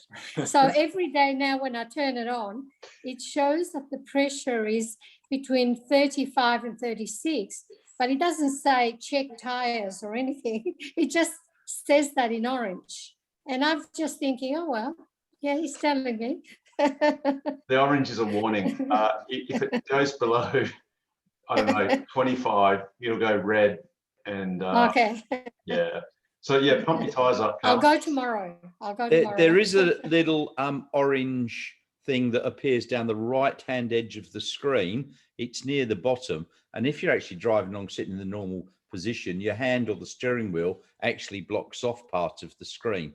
And it's a very light, ambery orange flat tire that appears. Oh, okay. And it's on that portion of the screen where you can see the other cars and pedestrians and witches' hats and rubbish bins. You've got the gear selection, you've got your headlights on and off and so on, and various warnings. It's down in the middle of the lower half, I think. Yes. Yep, correct. Yes, it shows they're four wheels, and so, sometimes one of them is about 36 and the others are 35. And I thought he just wanted me to even them out. And I thought, well, it's only one number. It shouldn't be that difficult. Yeah, one number, no worries. I'm curious. I'm curious. Have you seen the estimated range drop off with the low tire pressure? Yes. Because I would expect you have. Yes. Yeah. It would. Yes. Yeah, it would. Put some wind. Put some wind in the I wheel. wasn't sure why it's taking, it's dropping quite fast, and I need to charge it a little bit more, but I didn't connect them. Yeah. A little bit of wind in the wheels. It works with every car ever. Yeah. Okay. Yeah, that's why I run around with mine quite hard because you get better efficiency. Okay. But yeah, Carmen, yeah, definitely do at least 42. Or if you look, I dare say if you don't want to be bothered pumping up the tires often, if you pump them up to 45, it'll be a little bit firm for a little while. And then a few months later, it'll settle down to 42, whatever. I'll caveat that. If you're driving down dusty gravel roads that are all corrugated, let them down a little bit and give up on the efficiency. But if you're on like sealed roads, just city keep driving. them nice and tight. Yeah. Nice and tight. Yeah. Exactly. Oh well, exactly. I always learn something. That's what we aim to. That's what we aim to do. We're all learning. We learn new things every day. It's been fantastic because there hasn't been any maintenance. I haven't done anything. Yep. Well, my car's done 172,000 kilometres and it's never been serviced. Wow. Not once. Well, I have 7,000 kilometres, but I did have a misdemeanor again. I went to a party and it was very heavily parked with cars, and it was dark, and I went up on a curb, and when I went to go back, something happened and there was a bit of scraping, and the side strip bent that is underneath the car. So I took a photo and booked a service, and it was very efficient and $480. Okay. So they came to the house and took the strip off and put another strip on. So it had folded, must have hit a rock or curb, and folded into a concertina type fold at the front, and it was hitting the ground. So I rang them the next morning, and they fixed it straight away. It was very, very impressive labour charge of $48 with a mobile service, but the part was very expensive. Yeah. Yeah. So I've learned now, don't park on curbs. Yeah. Scraping is not good. No. But look, it happens to the best of us. It's just, no one's perfect. Yeah. But yes, Was annoying. Very impressive. I mean, $48, that would have been Ben probably going out, and yeah, he was good. Cool. Hey, Harold, found out a way that we can get our Model Ys ordered in Australia. You know what I'm talking about, do you? Hey, Elon. Yes. I can't get my Model Y. Oh, okay, Elon says, all right, well, we'll just send you a Model Y. No. See, what we have to do is we have to order a Model X, right? And then when the Model X doesn't come, then you've got to train, do a bit of boxing. And then if you mixed martial arts, MMA. Mixed martial MMA, sorry. Yeah. Actually, I'll try and share my screen if I can. So we've got to bulk up, do we? We've got to. Yeah. Can you see that now? No, not yet. No. Oh, what am I doing wrong? Go share content, screen, start broadcast. Here we go. No, not working, mate. No. It is now. Yes, it is now. Oh, okay, very good. All right, let's go. Oh, right. And finally, I want to call somebody out. Joe, I want to call out your buddy, Elon Musk. Where's my wife's car, bro? I've been waiting 6 months. I've had a baby. I need a good car. I gotta protect my daughter. Let's go, Elon. Get me my car. Okay, let's Let's talk about the fight. And finally, I want to call somebody out. That is hilarious. You know, And this he got is it- a post-fight interview where you're Correct. supposed to talk about how good you are and how you basically killed your opposition, and all he wanted was to shout out to Elon to get his wife's car, and it worked because he then was provided with a free loan Model Y. Yeah. And Ken, if you, I know you're lurking, if you can hop up, tell us what you said about that. If you're there. Oh, is Ken on, is he? Yeah, there is a Oh, Ken. there he is. There's a Ken there, Oh, but he might be is it, busy. is it the Ken though? Ooh, it could, well, that's true. Well, whoever, oh, Ken, no. Oh, Nigel's on. Come on. We're scared him off. And he's awake. I'm not Oh, sure there if he Ken, might be a different Ken, maybe lurking, that's cool. But yes, basically Ken intimated that maybe he could use that same trick, that Elon could lend him a Model Y while he was waiting for Tesla to deliver the Model Y. Actually, I should use the same trick to get my car fixed. Oh yeah. Hey, how's that going, Nigel? Although, Let's put it this way. I actually got the Tesla Decanter, a PS5, quicker than I could actually get my car fixed. Oh, you've got your decanter already. I got my Decanter. Show I just us. have not got. wait, show us. Because I've Mine's got on two the coming, way. and mine haven't arrived yet. They're supposed to arrive today. Yeah, I haven't got one either. Right, so get back on the couch. Don't drop it, because I've seen that happen before. Well, it's still in the box. Oh, well, you could do a live unboxing. But the thing is, you have to turn your background. You can turn your thing so it doesn't blur your background, because you won't be able to see it properly. Just looking for a face, not a decanter.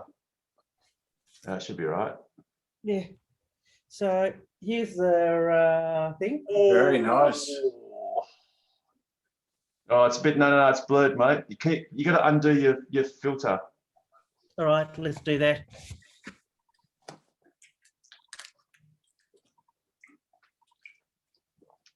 So this is history making. This will be the first live unveiling in Australia, well, Western Australia. What is it? Background. It's a tequila, Oh, a bottle of tequila. But you'll notice that It's supposed to be for Tesla Keela. but the bottle Yeah, is, see how the however- bottle is in a lightning bolt. And it's got a So it's come- stainless steel, or it's got a steel base. No, don't lean it too far forward. Make sure it doesn't fall forward. Oh no, it's Just still in make sure it the. doesn't fall out the box. Well, I'm sitting on the couch, so it's not going to fall. It's not going to do okay. much. Yeah, cool. Awesome. Very nice. Very nice. Very nice. So that's Unfortunately, it. there's no tequila in it because you, No, I And there's can't no think. shot, there's no shot glasses either. no. No, 'cause I think the one from the US came with shot glasses. He did, yeah. And and tequila, yeah.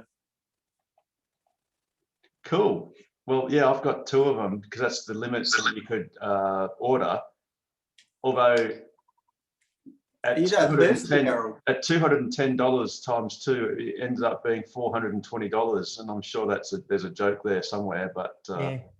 well, it's better than my car street. yes, It's more useful. that's right. Because then I can go and buy some cheap tequila. Not, oh, I hate tequila, but anyway, Yeah. something that looks like tequila, and Yeah. Yes, have so- it as a prop. So getting back to the car. Oh yes. So basically, so it's Monday the 10th, so it would have had to been May the 7th. I get a phone call from Tesla. So it's I think it's Adam is the head of their servicing department, rings me up and tells me that he has to cancel the appointment for Monday because they're waiting for a part. And the part is actually the Made in China, this is what he says, the Made in China Model 3s have stone protection on the bumper and on certain panels. So what they can't get is a 3M stone protection film to put on the actual on the panels after they strip it down. So that's why they've put my repairs on hold. So it's the film, protection film, that's holding everything up. I believe so. And I can't, when I actually go to the car, I can't feel the film. All I feel is the clear coat and paint. So I don't know where this film is being applied to. Maybe it's under something, but protecting a gap or yeah, who knows? I don't know, because when you actually looked at the damage that was done, all you could see is basically the paint being scraped. You can actually feel the paint. There's no protection. There's no film on that panel. Yeah, right. Maybe they're going to be putting it on from now because all the new ones have got it.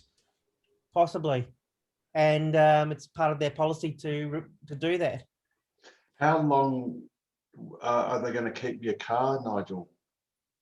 Well, when I spoke to them, they said it's going to be a week. I still have the car in my carport. Yep. I still have my second car, which that's up for sale. That's a pain in the ass to sell. But yeah, they said it's going to be about a week to basically strip the paint off, remove the dent, replace the scraped part, and put it all together and repaint it and reapply that film. And you'll have a loan car? Now, this it depends upon when I give it in, because they said that I might get a electric vehicle loan car, or they might book a thrifty from down the road. Meanwhile, I reckon they could have taken on the extra mile and gone further down the road and asked Barbagallo for one of their loan cars. Or they could go on EV and get one of Matt Kojak's cars. Yes. Yeah. There's nothing like rocking up to work in an Aston Martin. Yeah, but it's all noisy and it's not got the same performance. It's not the same. No. In fact, one of our casual, it wasn't a casual meetup, it was a drive to Preston, Lake Preston, where there's a destination charger. We had all Teslas rocking up, except for Ken, whose car was in to get repaired, and he had to drive a Porsche Panamera, and he hated it. He hated it. I bet. So absolutely hated it. Anyway, it's just not a Tesla. But there you go. So no resolution yet, Nigel, but coming No soon. resolution is yet. Can you drive the car as it is, Nigel? Or? I've driven the car as it is. To tell you the truth, you don't notice a scratch until you go looking for it. But once you go looking for it, it does your head in. It's in the doors. It's in the sill panel. Yeah. Right underneath, so you hardly see it. And it's at the back, isn't it? No, well, yeah, backish, yeah. I still remember seeing it happen. It's just. Wait a minute, both of us remember seeing it happen because I was standing next to you when it happened. I know. Oh dear. Anyway, look, let's hope if there's almost twice as many cars being delivered shortly. Yeah. Let's just hope that doesn't happen again. Yeah, because they're under the pump, and as you said, they've got to get 300 cars delivered by end of June. And I did read somewhere that they're basically not doing weekend deliveries. Well, they have a statutory time limit, which is 1 p.m. on a Saturday. Yeah. So they can't trade beyond 1 under a car dealer regulation. Yeah. So silly. I mean, like when would you want to buy a car? You don't want to be having to take a day off work to have to buy a car, wouldn't you? It's some Yeah. arcane law, clearly. A very old law that was brought in many, many, many years ago. I think there is a provision where they can do late night trading on a Wednesday. That's a customary late trading, but Tesla aren't going to bother. But you know, in the United States, they deliver cars up until midnight on the last day of the month, regardless of what day that is, including Sunday. What they should do is hire a place. I know that there are some vacant warehouses in Jandakot. They are allowed to operate 24/7 due to it being on federal land. Yes. That's interesting.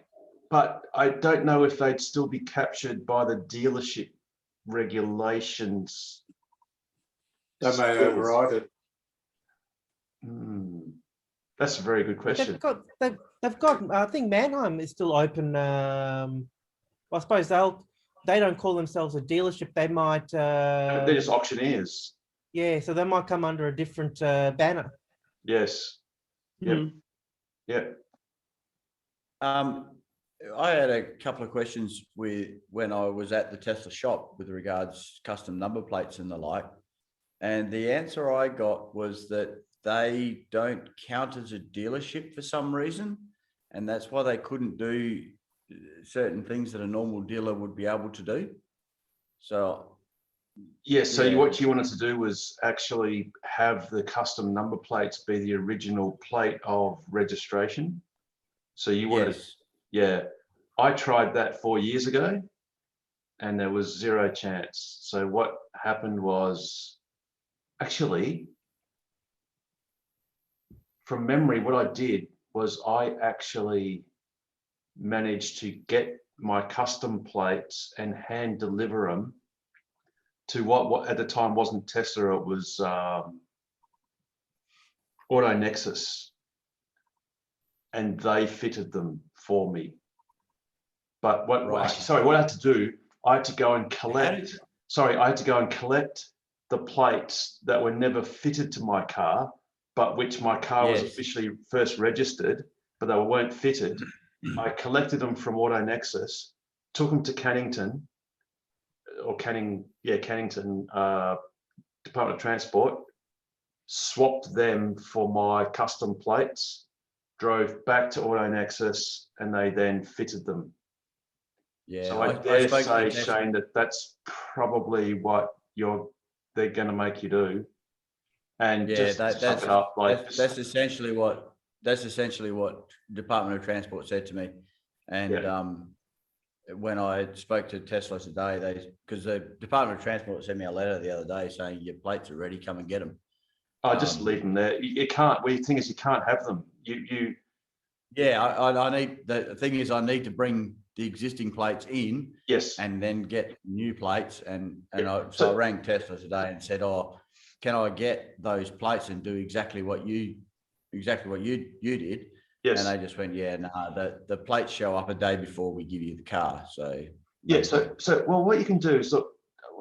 Try this. Talk to Harry or whichever salesperson you were dealing with, and say, on the day of delivery, or the day before, or the evening before, it doesn't really matter. Oh, the evening before, it's not worth the effort. I'll just pick it up.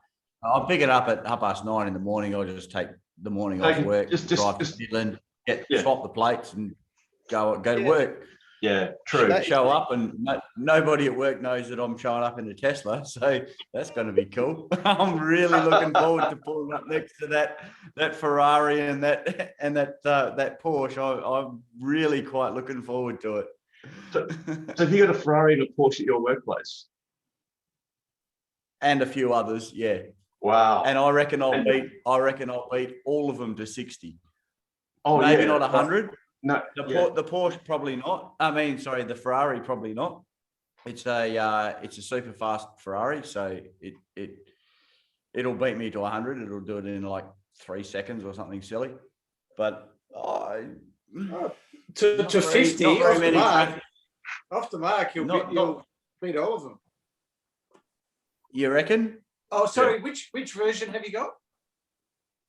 I've got a standard range. I don't have a long range. Yeah. A long range, yes. I'll beat all of them, even to 100. Yeah. But I don't know too many traffic lights where you're going from anything more than 0 to 80. Oh, you mean to try it?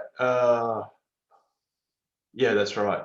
No, not to try it. No, that would be naughty. I wouldn't do that. No. What I mean is, what you're saying is you don't know of any traffic intersections where you can be at a dead stop, and the speed limit then becomes where it would actually matter.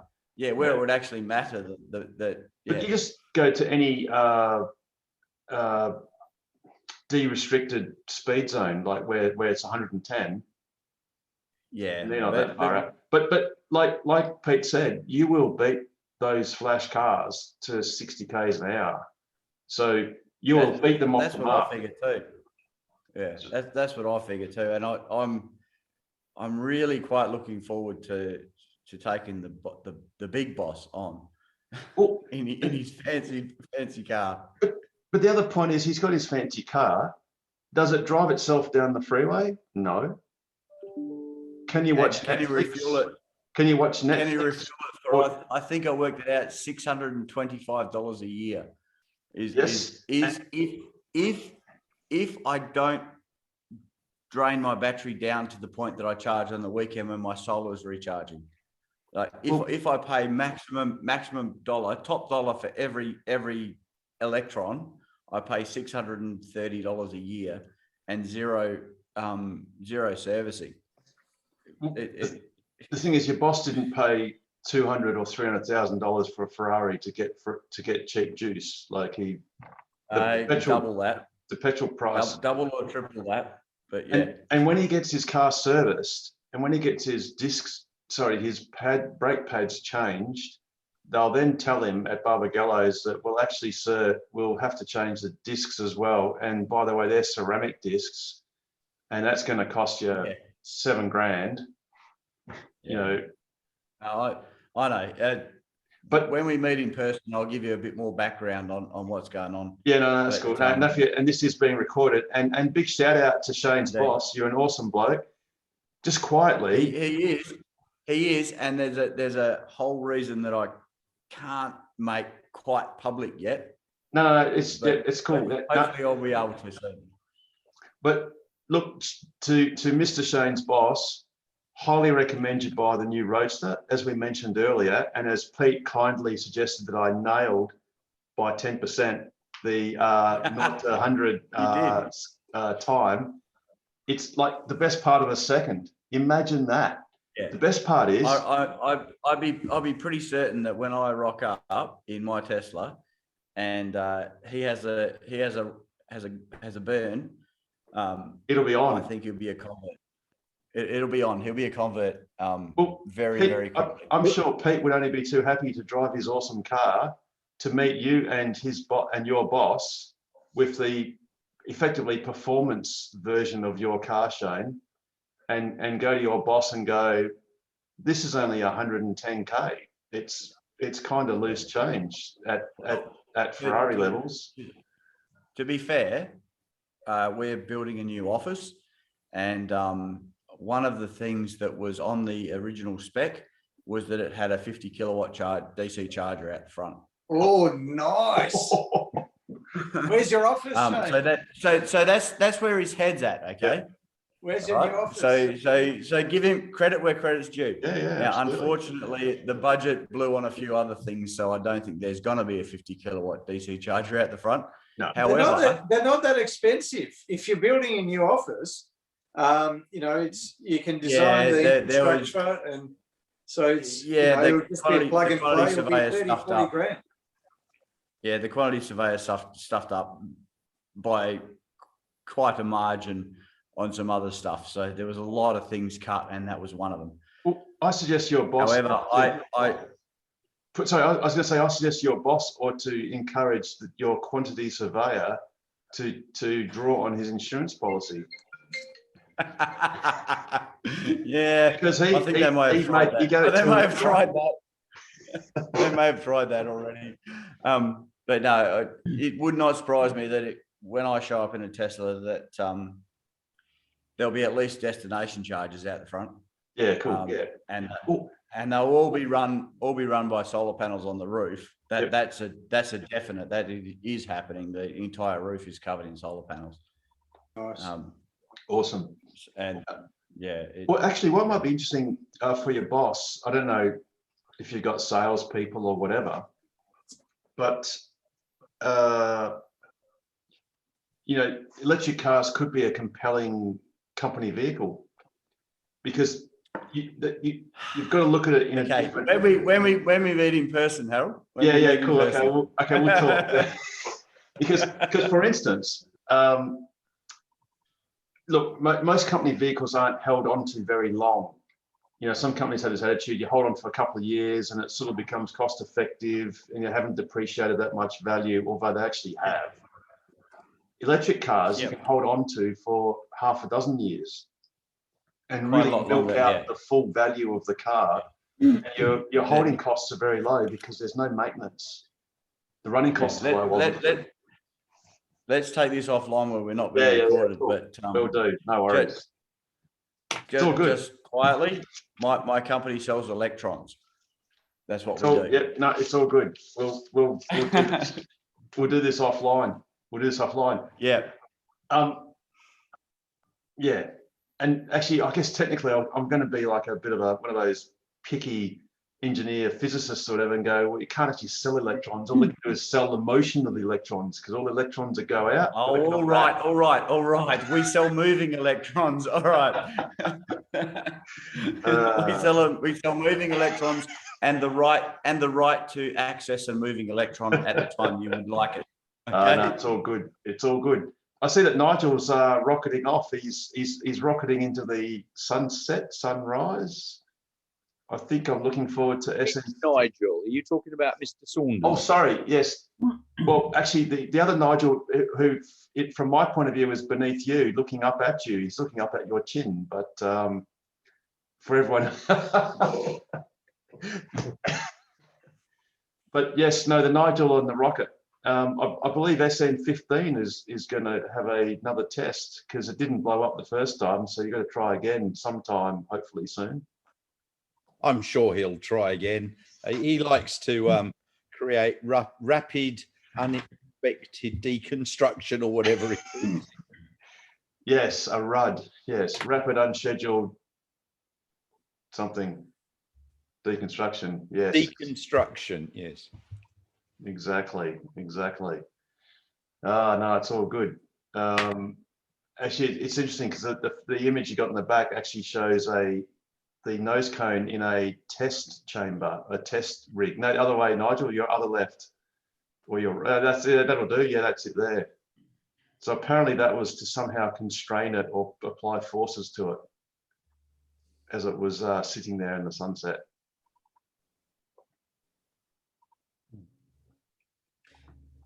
Harold, can I just have my 5 minutes worth? Yeah, go, Pete. I got a few things I want to cover. Talking about sort of keeping your car for a long time. The Commodore that I have is 18 years old. That was my pre-Tesla car. So IC cars can last a while too. So it was secondhand when I bought it too. Talking about autopilot, I just saw an article yesterday about a Queensland pilot who in July last year was flying from Cairns to Redcliffe, wherever that is, and he's an older chap, but he was in good health, no drugs or anything like that, and he passed out in his plane, and it went 100 kilometres past the airport that he's meant to land in, presumably on autopilot. Or auto, whatever you want, auto self-driving, and it probably was a case of he was fatigued, and he went up to 11,000 feet and there's only some question about oxygen delivery and so on, and he might have got a bit hypoxic, went to sleep, and they tried having planes in front of him to sort of, like you slow down a Tesla by going in front of it. They try to do collision avoidance and things like that to sort of try and see if he's alive or dead or whatever. But anyway, he sort of eventually woke up, was quite confused for a while, and everything was okay in the end. But anyway, that's a real autopilot saving someone. The second thing is another video I was looking at last night of an electric car doing 1.6 seconds to 100 k's, which I thought was quite interesting. So it was only about a foot long, but it's an amazing, and it's got fan forced, sort of downforce from fans to really maintain the thing. It's got very sticky tires. Running on a road surface, so it's and that was a 0 to so far faster than a Tesla. Much further. It just went, it's just amazingly fast. And he went through all the tech that he went through to do that, and the engine, the motor management, the battery management, the fan management, and the whole range of things. And if he doesn't get it right, it flips. And sort of it's because there's a whole lot of things. So anyway, that was really interesting because that's 1.6 seconds. I think he was saying it was not all fully optimized, but he was sort of breaking shafts for things like that and all sorts of things. But that sort of talk. Peter, can I suggest something? Can I suggest that anything that goes from 0 to 100 in less than 2 seconds, you're not a pilot, you're a passenger. The actual thing about the Roadster in 1.1 seconds, I'd have trouble at 3 Gs keeping my foot on the accelerator. I reckon. There's a big force on 2.5 Gs, I reckon. 2.5, yeah. Well, this little car was hitting 3 Gs, so it really is pretty. And it will actually run upside down. It'll run up. The fan force is enough it's 1.5 times the body weight or 2 order. So, the Formula One cars, they're banded, when they're at full speed, and they haven't got fans, obviously, it's just the aero stuff. If they drive in a tunnel, they can actually, at full speed, they can then just simply turn, and if it's a circular tunnel, and then drive on the roof, because the downforce is more than their weight of the car. He actually showed he showed the car driving upside down. It's quite interesting. It just proves that the point is that the 0 to 100 or the acceleration of any vehicle is only limited by the traction you can get on the tires, presuming that you're using tires. Yeah. So the only way you can overcome that physics, because it doesn't matter if the battery weighed nothing. Yeah. In fact, it doesn't matter if the car weighed nothing. The thing there'd be no friction, because friction is proportional to the downforce, the weight or the force on the friction material and the coefficient of friction. So you sort of want something that's got infinite downforce but no inertia, no mass. And obviously, like you said, Peter, he's doing that with fans to create artificial downforce. Yeah. Apparently, it was banned on in that one. GP in the race cars, the Formula One. So they banned it quite quickly. The fans as additional downforce. Next one is trying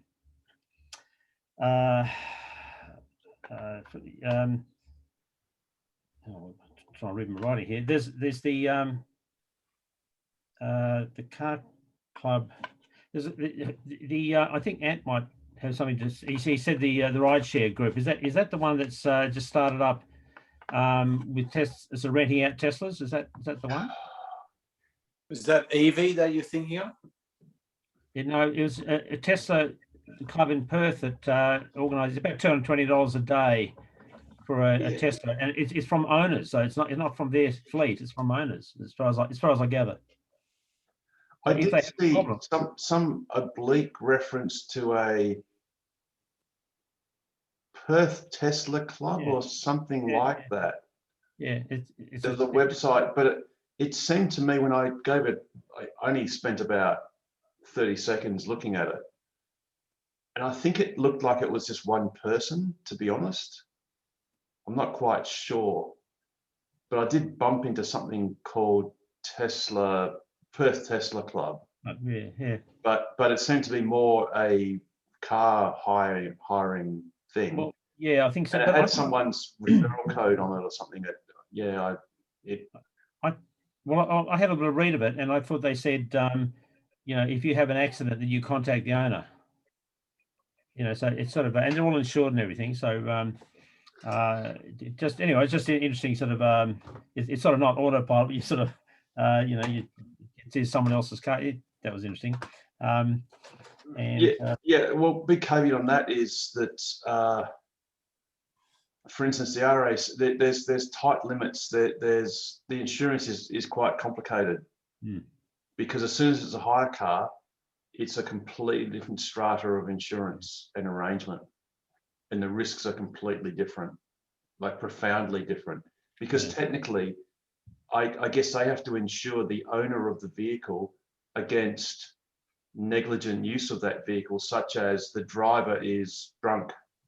And normally, if you're the owner, you accept the fact that if you are above the limit or unfit to drive, then there is no insurance. So obviously the insurance company knows that that's one risk they don't have to cater for. But if you hire your car out and someone gets pissed and smashes it up and destroys umpteen other cars on the way, the insurance company for that, in that case, is actually still liable. Otherwise, it's not good insurance for the hire company, being the individual. So it's regardless super expensive. Regardless of whether you get pissed or not, have you never heard the expression, drive it like you've hired it? Or drive it like it's a rental car? Yes, hire cars can go places. A two-wheel drive hire car could go on the Gibb River Road, no problem, because you just get going. It certainly can. Welcome, Ken. Hi, guys. Tell us about your Model 3. You got a Model 3, I presume? Yeah. Can you hear me? Yes. Yeah, awesome. Okay. Welcome. I just jumped on because when I first got my January 2020 Model 3, I actually hired it out immediately at $220 a day in Brisbane. Cool. To be honest, I can't even remember the bloody firm that we used. It was 2 or 3 people who was doing it. EV, something like that. It wasn't EV. It was. Jeepers. I can't remember it. Yeah, that's cool. Yeah, that's cool. But I got insurance through NRMA, and yes, it was the special insurance. Sorry, you just got muffled there, Ken. Just you might have. That's better. You might have your finger on the microphone. Yeah, I got insurance for ride sharing through NRMA. It only cost me $1,400. Yep. And when that ran out, and I was now in WA, I tried to get the same thing, and it was going to be $2,600. So I decided not to do that anymore. Yeah, cool. It's the same cost. It was $220 for a night, and it dropped down. A week's rates are about 160 or something. But it was 220 for first night for I think it's a standard range 3 if I recall. But the other thing I'm going to be testing out a few videos. So just put your hand up if the sound comes on. I don't want it to come on, but just that's all right. So just ignore me. I'll have some things in the background. Yeah, that's cool. I think I made about $3,500 while I was touring around Tasmania for 6 weeks in a camper van. So that's why I hired the thing out as soon as I got it. Yeah, cool. Nice. Then we drove over how long a period did you say, Ken? We were in Tassie for 6 weeks. 6 weeks. It got shipped down to Sydney at one stage. I had to remotely open it for one guy who had lost the key card. So I did that from Tasmania, and he drove it into Tesla and got 3 new key cards made. It was quite an interesting experience. It was pretty easy ownership, pretty easy to make money. And then I obviously used it myself, and I drove across the Nullarbor to Kalbarri, where I now live. You're the car we saw in Kalbarri. That'll be the one. Because is it Victorian plates or is it? No, it's local now. Yeah, but it was It was Queensland plates. Queensland plates. In fact, I've got a photo of it because I don't know So if it's you a saw white, it's a me. white Model 3, correct? Yes. Yeah. I'm going to fish out. With rubber marks on the right front where some jealous. You've been busted, Ken. You've been busted. You're in trouble now. Some jealous guy with 35-inch wheels decided it would like to run over the front of my car while it was charging in an empty car park. So that was very nice of them. Is that at the visitor centre in Kalbarri, is it? Yeah. Yeah. I charged there a few times when we were there just before the storm. Right. Okay. Yeah, good little charging spot, and they've got the 3-phase, the 32 amp. Yeah, I organised that. I organised that through Tesla for them, and for the Nice one one. at Northampton. Nice one. Well done. That's awesome. And thank you, because yeah, I use that quite a lot, because what happened was we came in and obviously being the Easter weekend or whatever it was, there was, and you know, with COVID, the caravan parks were absolutely chock-a-block. And when I started driving my Tesla in, I started getting looks because the whole caravan park, the power went out because there's just too many people using too much power. So I thought, I better not plug it in the caravan park or I'll get some hate. So I drove it down to the visitor centre and charged there. Very good. Sorry, Ken. You said you organised a charger through Tesla somehow. Can you fill us in a little bit on what was involved in that? Yeah, I just wrote to them. I think it was on the website, and said, "Hey, there's no charges here. I've got a couple of accommodation villas, and I suggested to them that I could put them on my villas, and then I went down to the visitor centre and said, hey, you guys should have these because you've got car parking, and so eventually got them to apply as well, and they got the approval. I decided I didn't really want to pay for everyone's electricity because my business is not very big, so I suggested to them, and they sent 2, and they then put one of them at Northampton. Yeah, it's a good move. It was a good program. Tesla provided the destination charger. Yeah, they sent those free, and then the council obviously get electricians to put them in. Okay. At their own cost. So the council it started off where Tesla would pay for both the charger as well as the connection, and then it went to Tesla only providing the charger, and the site had to pay for the electrician. Yeah. And now it's unfortunately the site's got to pay for both. Oh, really? So that clicked over about 3-4 months ago. Harold, was it? You know, I'm not too sure, to be honest, Pete, because there's still an implication that they do. Well, you know, I haven't actually. I'm out of the loop. I haven't looked at that lately, so I don't know. Have you seen that on the website? It's not different over here in Wait a While. Well, I thought that you could still apply for workplace charging, and even family. They were implying that families, if you had multiple Teslas in a place, you could get effectively a private destination charger provided by Tesla. Free of charge? Yes, but not installed, just the actual unit. Yeah, right. Okay. Because they had that, that destination program. And didn't we bring it up? I thought we brought up the website once with Ken or someone. Yes. And we looked at it, and they no longer provide the charger for free, but that was just for destination charging. So you might be right. There might still be an exemption for workplace, but I didn't realise that was the case. So Ken, this is, I presume that.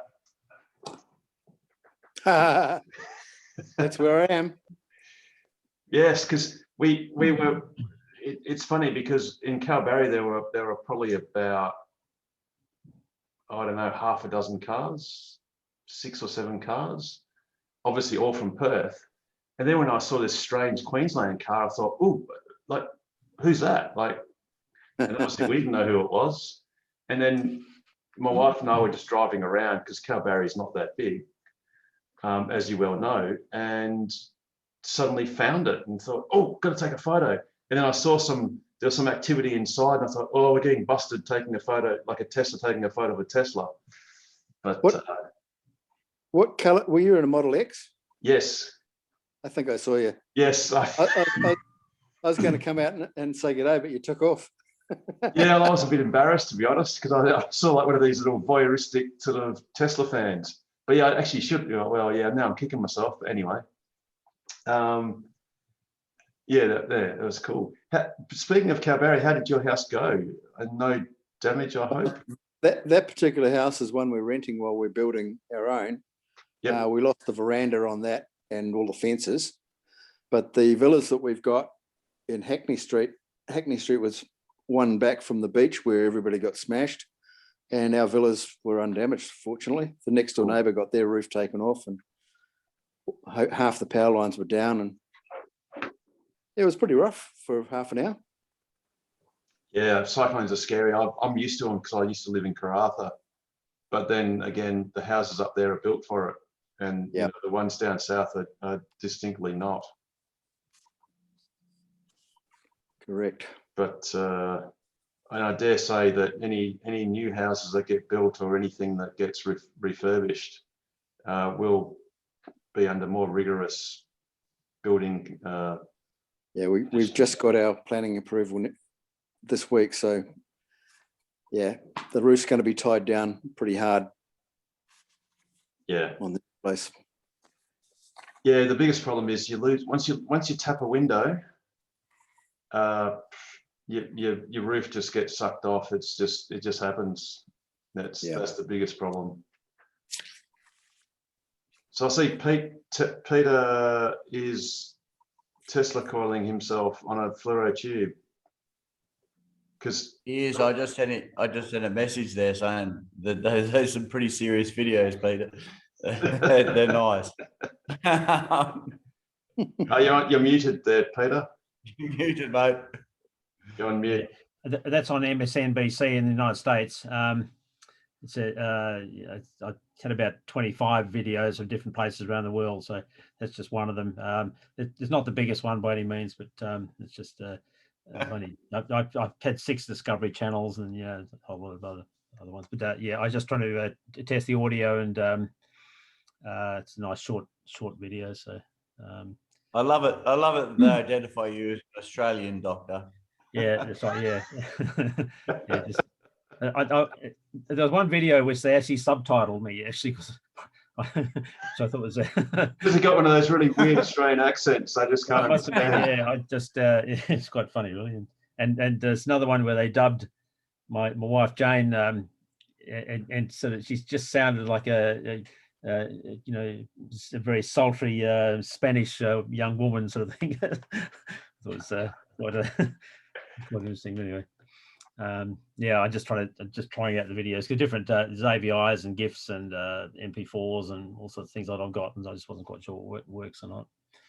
So anyway, I'll sort of put a few other things on while I'm sort of talking. So you haven't been able to hear any of that, though, have you?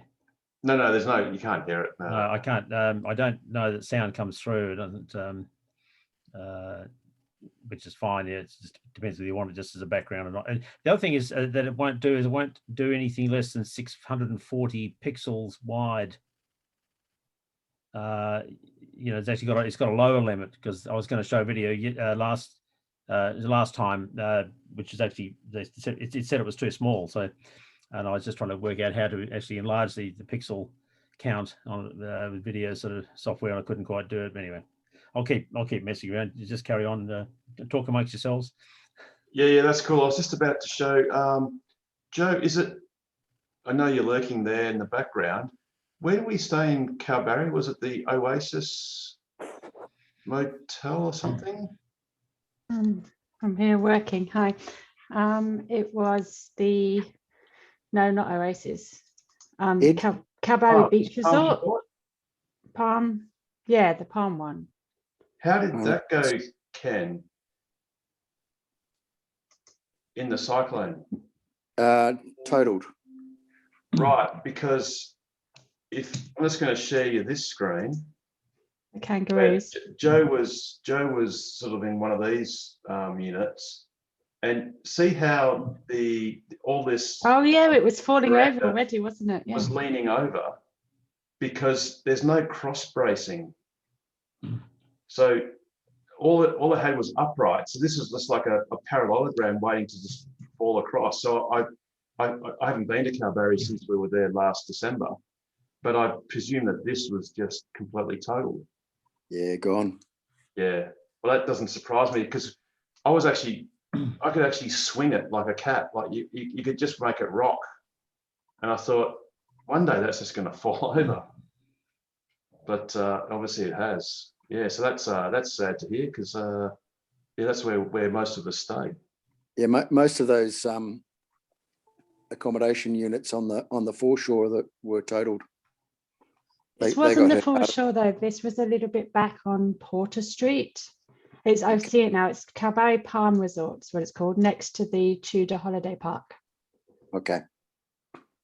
So I don't know. That would hit as badly. I'm pretty sure the one we stayed in would have fallen down. A little bit of wind would have blown that down. Oh yeah. In fact, I'm just trying to get another photo where it shows how this was attached to the wall, and I just looked at this thing going, this is just a disaster area waiting to happen. And obviously a disaster did happen. Just trying to bring it up now. This one right here. So you could see that other view, and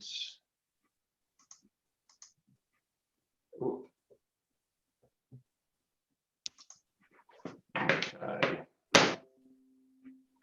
It's just, you saw that parallelogram, all it had with bracing was against the pier like that, but there's nothing stopped, and that was already pulling out. It's like an angle already because the whole thing was leaning over. So it would only take one little blow and that would be all over for it. But anyway, hopefully things will get back to relative. Well, I guess the problem is you guys have got a building issue. There's no builders up there.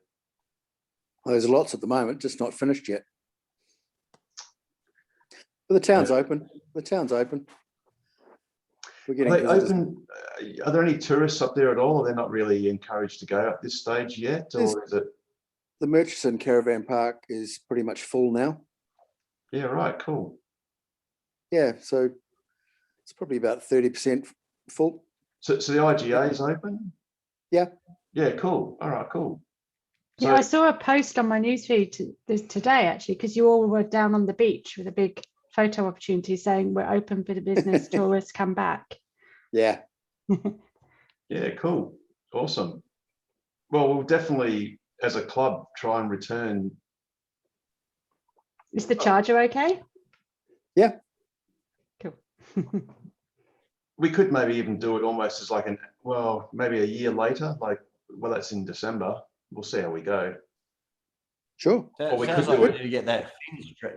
Sounds like you need to get that fin strapped to the back of your car again, Harry.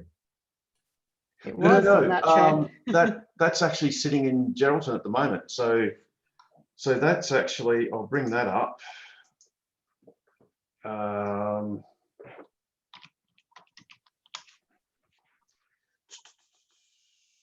That is coming up. So yeah, I dragged that to Corlin, and I've dragged it to Ravensthorpe.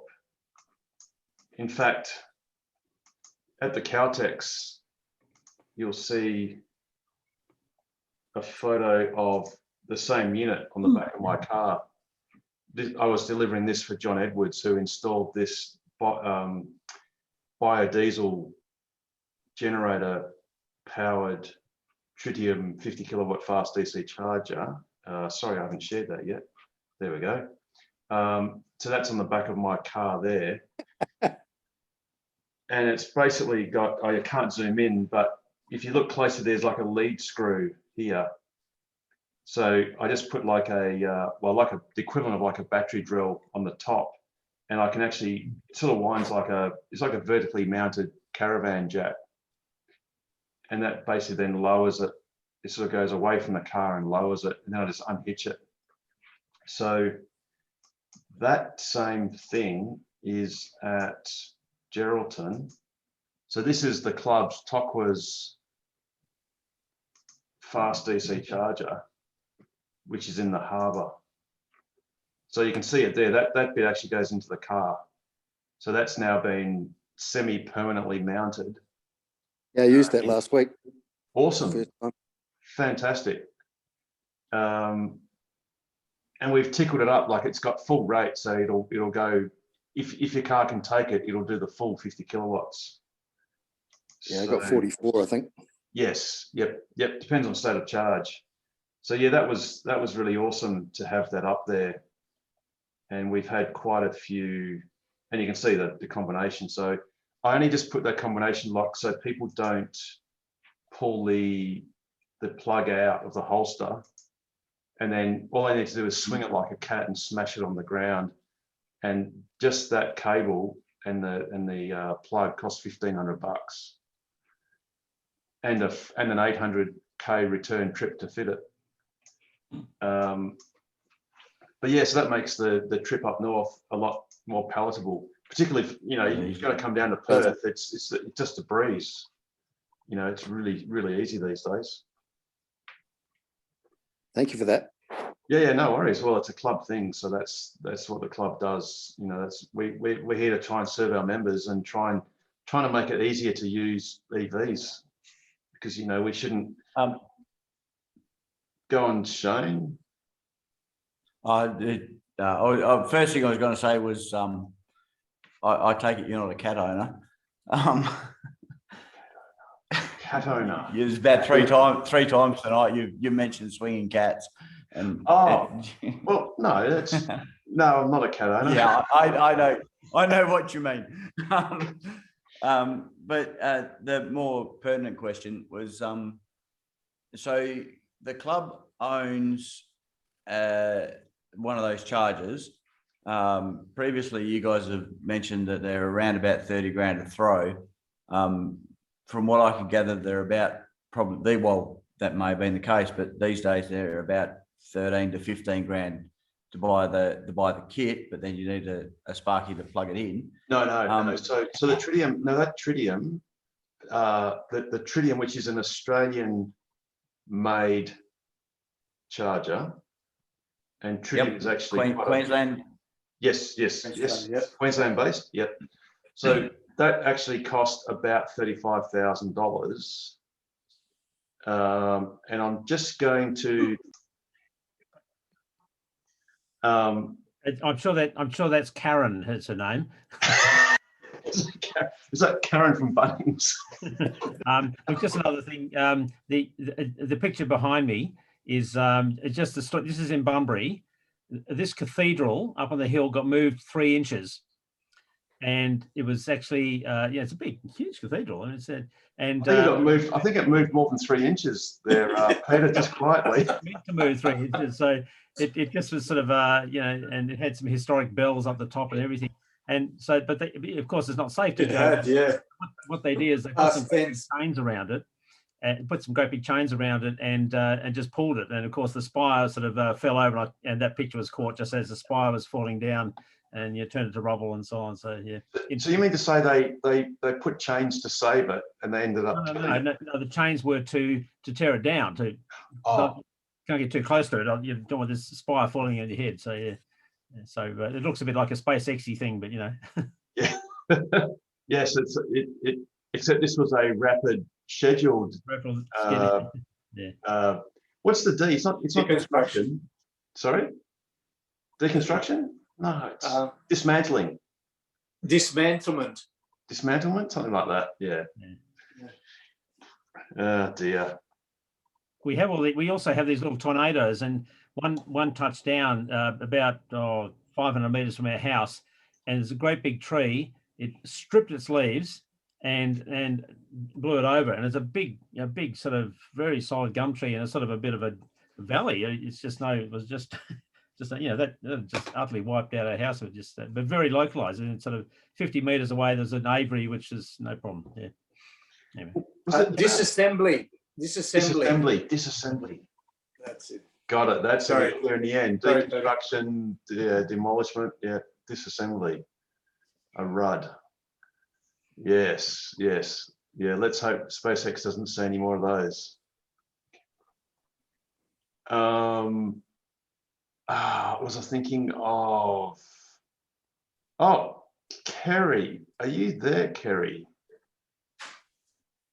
You sort of, it looks like you're not muted, but you're not there. But that's cool. Doesn't matter.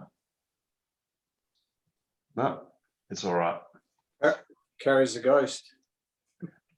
We're being ghosted. Kerry is ghosting us. It's all good. And of course, on YouTube, you don't see that because it doesn't show the names or it doesn't show the people that aren't there. I think it just shows an empty space where that sort of screen is. Right. But it's all. Hey, one bit of news, Harold, that we forgot. I'm not sure if you mentioned it while I was doing things. Model S deliveries, 3rd of June, delivery day. Oh yes, sir. Yeah. I did see it and I thought, oh, it's just American news. But yeah, you're right, and it is significant. It's going to be a delivery event. I believe it's going to be for Plaid Model S's. Not the Plaid Plus. The Plaid. No, just the Plaid, which is the old-fashioned performance version of the Model S. Yeah. So, and that's the 3rd of June. You said? June, correct. Yeah, cool. Well, that's not very long away at all. Actually, that's sort of next week. Less than a week. Yeah. Yeah, it's cool. That'll be. In fact, I'm just looking on my little calendar. Actually, yeah, more than a week, but about a week. Yeah, it's next Thursday. So, yeah, it'll be Friday for us. Friday morning, I guess, because it's usually an evening event. But yeah, that's pretty exciting, especially because you'll actually get to see the cars in the flesh and doing the performance runs. It won't be the Plaid Plus, so it won't be the 2 seconds. It's about. Oh no, it's 2 point. Oh, that's a good question. Because I know the Model X. Or is it? Or is it 2.1 seconds and the Plaid Plus is less than 2.1? It's less than 2.1. Yes. Yeah, I think you're right. I think you're spot on. Absolutely. Let's have a look. Model S. Order now. And see, unlike the States, we can still order the Plaid Plus because you can't get it until 2022. So the Plaid is 2.1 and the Plaid Plus is simply less than 2.1. Yeah. But the delivery is... So it'll be somewhere between 2.1 and 1. What's the Roadster without the SpaceX? Oh, that's... Is that been announced yet? The Roadster is here somewhere. I think the Roadster is here. No, the Roadster hasn't changed. It's 2.1.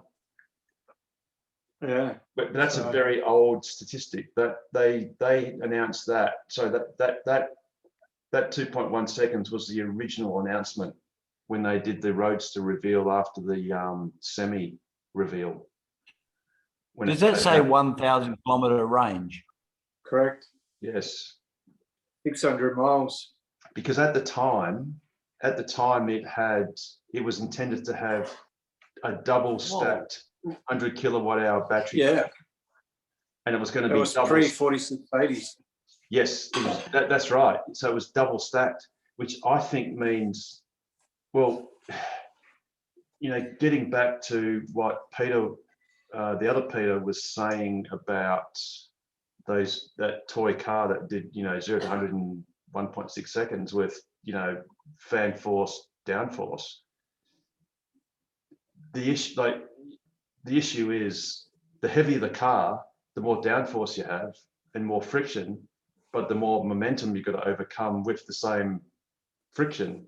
So you sort of get to a point of vanishing return. So there is no more return. So it'll probably be the case that the Roadster, ironically, not SpaceX version, but the standard Roadster, probably almost can't be faster than the Model S Plaid Plus, because in fact they're both Plaid Plus, because the Roadster has 2 rear motors and a single front motor, and so now does the Model S Plaid Plus.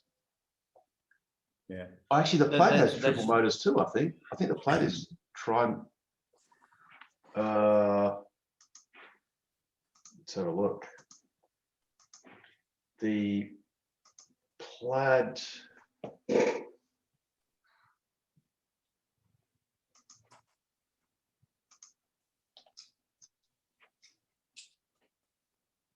Yes, 3 high-performance drive units. So the main difference between the Plaid and the Plaid Plus is the battery pack, because in fact, and as we now know, the Plaid and the long range have the 18650s or possibly the 2170s, but it's probably the 18650s still. And that's why they've got the same range as they sort of always have had for the last year or so. But the Plaid Plus has got 837 Ks because it's got the 4680s. Sorry, yeah, 4680 batteries. Oh, okay. I thought the 4680s were only going to be in the Plaid Plus initially. That's what I mean. So that's what I meant. That's what I said, Pete. So the Plaid Plus has 4680s, okay. But the Plaid in the long range will have the old-fashioned batteries, the form factor. Yeah, the 18650 or 2170s, whatever. 18650s or the 2170s, yeah, exactly. But the 4680s are reserved for the Plaid Plus. And I dare say, I wonder if that's why they're in the US, they're even delaying the Plaid Plus out, because no doubt they've basically committed to the Model Ys coming out of Germany, Texas have been pre-committed to being 4680s because they're using the structural battery pack, and as we saw last week, they've already got the front casting in Texas being produced as we speak, which is awesome. So, you know, once they do the validation, they could just stack these things up and get a run-up of them ready for production. If they can find enough place to store them in, or wherever. I guess you can leave them out in the weather, it doesn't matter. So they've committed to 4680 cell production for those 2 plants.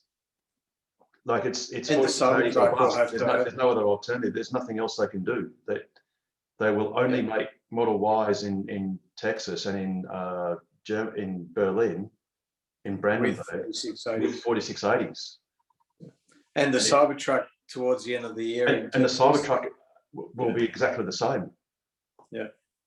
So if anything, I wonder whether they've sort of thought, well, we better just hold off, just push back the Plaid Plus, because it's an unimportant car, really, in the scheme of things. It's a what do you call it? It's the Apex. It's the Apex car. It's the aspirational car. It's a car that most people won't buy, but would consume quite a few batteries that they're better off selling in the Model Ys initially, and in the Cybertruck, because of course the cheapest version of the Cybertruck is $40,000 US. But as you said earlier at the top of the show, only 7 or 8% of the orders. Yeah. For that version, so about 46 and 40% for the dual and tri-motor versions. And I must admit, I only got the tri-motor because of the range. I mean, as awesome as the 2.9 seconds 0 to 100 would be, it's the killer range that's the bit that's awesome. And that, I mean, we need that for our distances, but if you're planning on towing anything, it's pretty much, yeah. And if you plan to have another shark fin on the back. Oh, I could have double sharks, so I could be like a double finner. like 2 outboards on a boat. Ah, dearie me. You could almost say that with a Cybertruck, you'd almost need 2 of them just to charge it up. But oh, now that was a bit of news too. I didn't mention earlier. Mega charger. That the mega charger at, it wasn't Mannerheim. It was started with M. I don't exactly recall the company, but it's a big freight company, I presume. And yeah, it's the first announced installation plans and application for a mega charger. And I'm just, here we go. Tesla's first ever semi mega charger to be installed at Frito-Lay's Modesto plant. Apologies for incorrect pronunciation there. Frito-Lay. It's in California, of course. And I don't recall, I don't know whether mega implies it's 1 megawatt of energy, but it probably is of that class, because you do need that to get the quoted 400 miles of range in only 30 minutes. So that's really pushing in the energy. And the great thing of that too was that I think in the States and obviously in Australia as well, there are distinct distance limits or time limits that truckies can drive in their truck before they have to have a mandated half-hour break, regardless. So if you can fit that in with charging, and unlike a diesel truck where you've got, even with high flow, you've got to sit there and attend to it, which actually means you're still working, you're not relaxing. The Tesla Semi, the prime mover, is basically no compromise. You just plug in, have your half-hour break, and by the time you're finished, you're on your next leg without having to wait for charging. You're doing it at the same time as having a break, which is awesome. So really, effectively, replacing a diesel truck with an EV could actually complete the journey in less time. Yes, because the truckie, he has to take his break anyway. Sorry, he needs a half hour or whatever it is of peace and quiet. Which doesn't start when he's doesn't start until he's fueling up. Yep. Yep. I mean, they might be a grey area in the logbook. You know, you're not driving, but still, in a purist sort of sense, yeah, the Cybertruck, the Semi, is really no compromise. But yeah, I'd still love to see them charging up. That would be an awesome thing to see. You know, the charging is 1 megawatt and it's fluid cooled. Oh yes, yeah. If I can just, I've got a pop quiz, okay, and I'm going to hold up something which is very, very close to a 2170. It's a battery out of my laser, and I want you to all have a guess quickly at how far it will take a Model 3. Oh, sorry.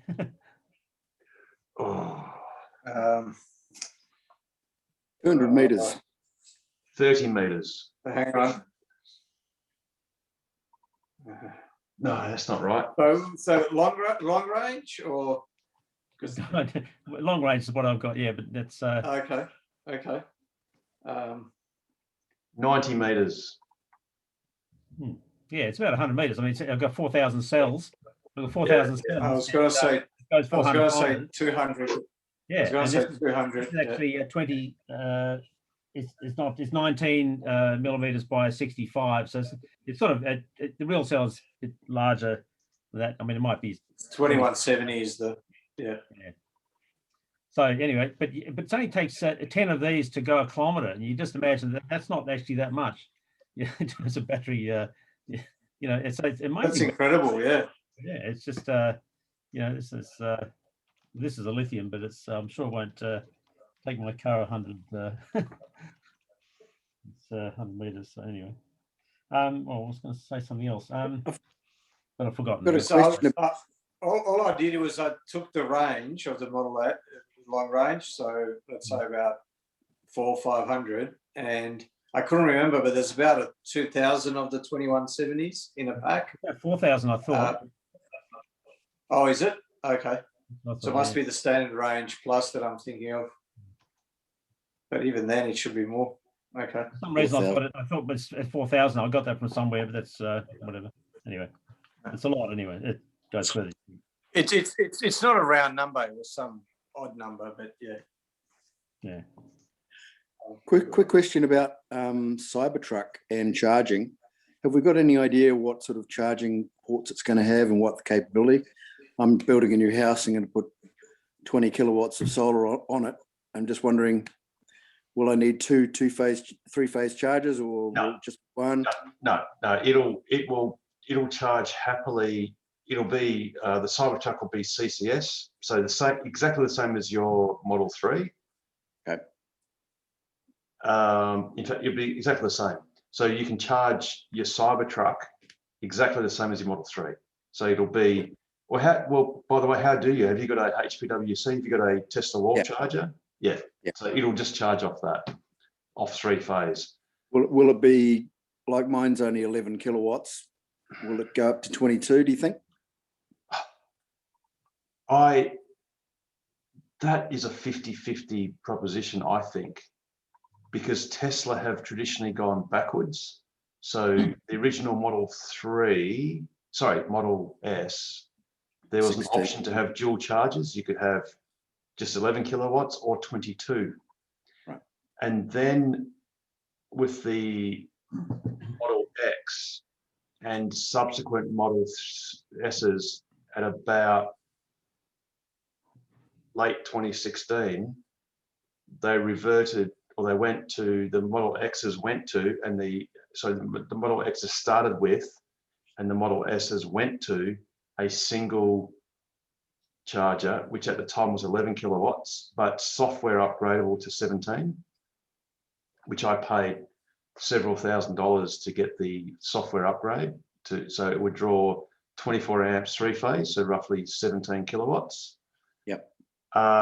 And the current Model X's and S's seem to stay now at 17 kilowatts, but the Model 3s are at 11. I personally think it makes a lot of sense for the Cybertruck to be 22, but that's because we're in Western Australia where there's not many fast DC chargers. If you look at the main market for the Cybertruck or any of Tesla's vehicles, it's Europe and the US. They've got a ubiquity of fast DC chargers everywhere.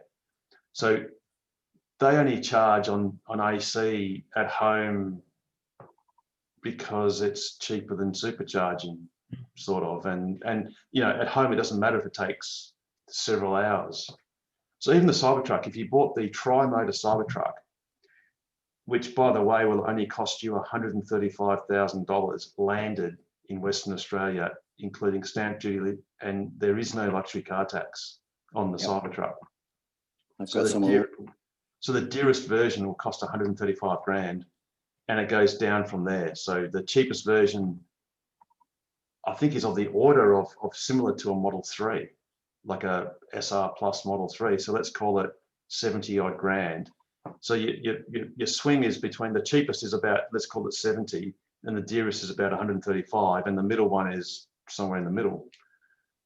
But yeah, so basically you don't have to change anything when you're charging. It'll charge your Cybertruck just as well, effectively, as your Model 3 with what you've got. Okay, cool. Thank you. So, but yeah, I do hope, personally, I hope they do a 22 kilowatt charger. Oh, and I hope that Tesla either were going to put a 10 kilowatt AC inverter in to charge, to power your house or other things, because they all, at the reveal, Elon Musk did say they were going to have an inverter, so you're going to have two. Well, you know, America's got a silly split phase 220, 110 or 120/240 volt system, but they did say that they were going to have an inverter for those two voltages and an air compressor. Well, what was good the last week was, or early in the week, whenever it was that the Ford F-150 has got a 9.6 kilowatt inverter, which is really tasty. That's quite, 9.6 kilowatts, you could run a house on that really easily, like very easily. You don't need a power wall. Sorry? You don't need your power wall. No. So it becomes a cheaper truck again. Yes, except to be honest, you wouldn't run it. It doesn't make economic sense to use your car's battery pack like a stationary storage battery storage unit or battery pack, because dollar for dollar or dollar for kilowatt hour, the vehicle battery pack is dearer than stationary battery packs. So, but on a short-term basis, it absolutely makes every sense. Like you guys in Kalbarri, you could just imagine a Cybertruck. I mean, actually, I was going to say you could almost drive to Geraldton, top up on the big one, on the 800 kilometer version, the tri-motor, go all the way to Geraldton, back to Kalbarri, and still have more juice to spend on your house, or to power your house. But actually, having said that, the Tokwas Geraldton fast DC charger was offline for several days because, as we know, Geraldton itself was out of power for several days. Yep. So I would have probably been the last charge before it went offline. I think so. On the way back. Yeah. And I must admit, I looked on the Tritium dashboard and thought, oh, I hope the charger's okay, like as in cyclone wise. But then I thought, oh no, it's offline. And then I realised I looked on Western Power's site and realised there's no power. Was offline. But thankfully it sprang back to life. And for anyone watching that's only got an EV ice car at the moment, don't be too smug, because if you had a petrol station, you need electricity to pump the dinosaur juice out of the tanks. It doesn't come out of the tanks by itself. It's got to fight gravity. So usually electric. I know that story way too well. Every time a bushfire comes past, the first thing that happens is the grid gets turned off and everything goes down. Yep, including the power station. And you can't fire the power with a hose because there's no. You need to. Well, I need to provide my own water anyway, but no power, no electricity means no fuel, no nothing. I've got many friends that I was delivering jerry cans of diesel to back in February, because that's the only option they had. Just, you're talking about power walls. Power walls are, from memory, about 13 grand for about 9 kilowatt hours or thereabouts. No, 13.5. 13.5, yeah. It's about 14.2, but 13.5 usable. Okay, all right. I'm seriously considering at the moment investing in something like 30 kilowatt hours of batteries for about 10 grand. Lead acids or? No. Lithium ion. That's a good price, because the cheapest I've seen that I've used is BYD, and 22 kilowatt hours. Oh, I can't remember now how much it was. I've got the prices somewhere as well. Yeah, I've got the prices too. It's not cheap. I think it's about. I noticed that $600 per kilowatt hour or so. I've got the price in 2 seconds. These are the cells I was looking at were Is that about 300, 14? 310 or about $300 for 310 amp hours at 3.2 volts times lots. LFPs by the sound of things. Yeah, they are. Yeah. So The about CALB cells, Sorry. are they CALB cells? Yes. I've got those in my motorhome. Harold, about 16 grand with And? the Yeah, I've got, it's about 13 and a half. This is sort of wholesale price, 13 and a half plus GST for 22 kilowatt hours. but that doesn't include the Not the inverter. Yeah, there's GST and landing and your inverters. No, and this is, this is, well, let's call it say 15 grand for 22 kilowatt hours, but that's batteries only. Oh, and it doesn't include, it might not include the, oh no, it's a kit. So yes, it does include the control module, because the BYD stack, they're like brick, they're literally like Lego bricks, and you stack them vertically and the voltage adds up. They're 2.76 kilowatt hours each. Yeah. And to be honest, they're pretty good value compared to the opposite, like compared to Powerwall, they're cheaper. Although having said that, you've got to add the inverter, but then again, you get the inverter for free with your panels. Like when you got solar panels, you need an inverter. So you get a hybrid inverter. Unfortunately, the inverter I got, I think, is going to have to go into the bin or go into Gumtree or eBay. No, you don't, because what you'd always do is you add, so whatever you've got, it doesn't matter, it's grid interactive or it's AC coupled. So if you get a hybrid inverter, you can then, the hybrid inverter you can add panels to it, provided you get approval. You can add panels to it, and it can also draw. The intention. You can draw power from the inverter. So it can draw power from the panels that are connected to the hybrid inverter. Plus, it can also draw power from the AC generators, which well, it doesn't even know what they are, but you know, it's solar or wind or whatever. Yeah. What approval do I need if I want to switch off that big switch in the meter box altogether? Then all you need to do is comply with AS 3000. And Western Power and Synergy have no say because you're off the grid. So as long as you are electrically safe, so it's all been installed properly, you are islanded off, and you could have a megawatt of panels if you wanted to, if you had something to do with a megawatt. I figure I can, looking at my numbers, I figure I can get by with what I've got in terms of panels, and 30 odd. How much in panels have you got? Or you could have. Sorry? I've currently got 6.6. You're not going to make daily it. You'll need a generator. If you want to go sort of all you can just my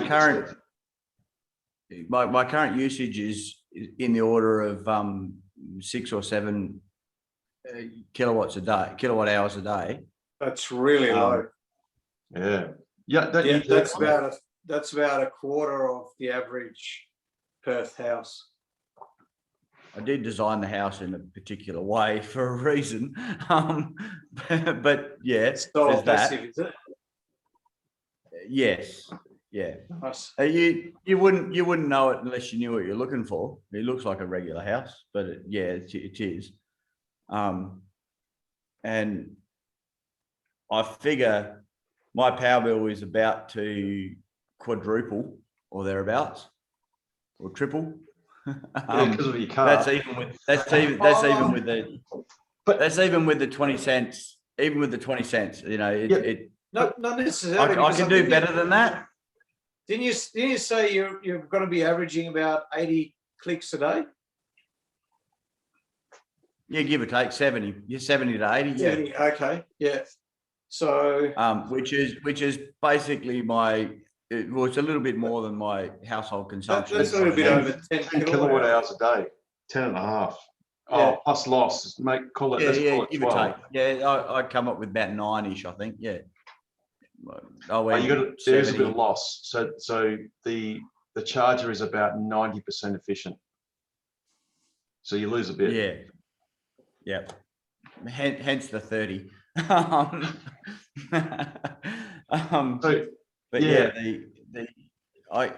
I sort of concluded that my solar panels or the little app on my phone that tells me what my panels kick back to Western Power each day.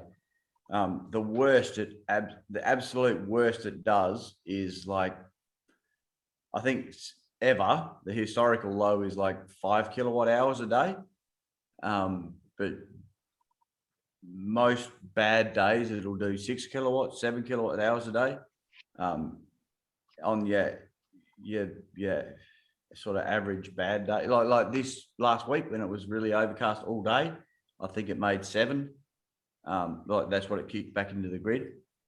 And then I pulled that out later in the afternoon when I was cooking dinner, and the hot plate's pulling 6 kilowatts or whatever it was for half an hour or 45 minutes.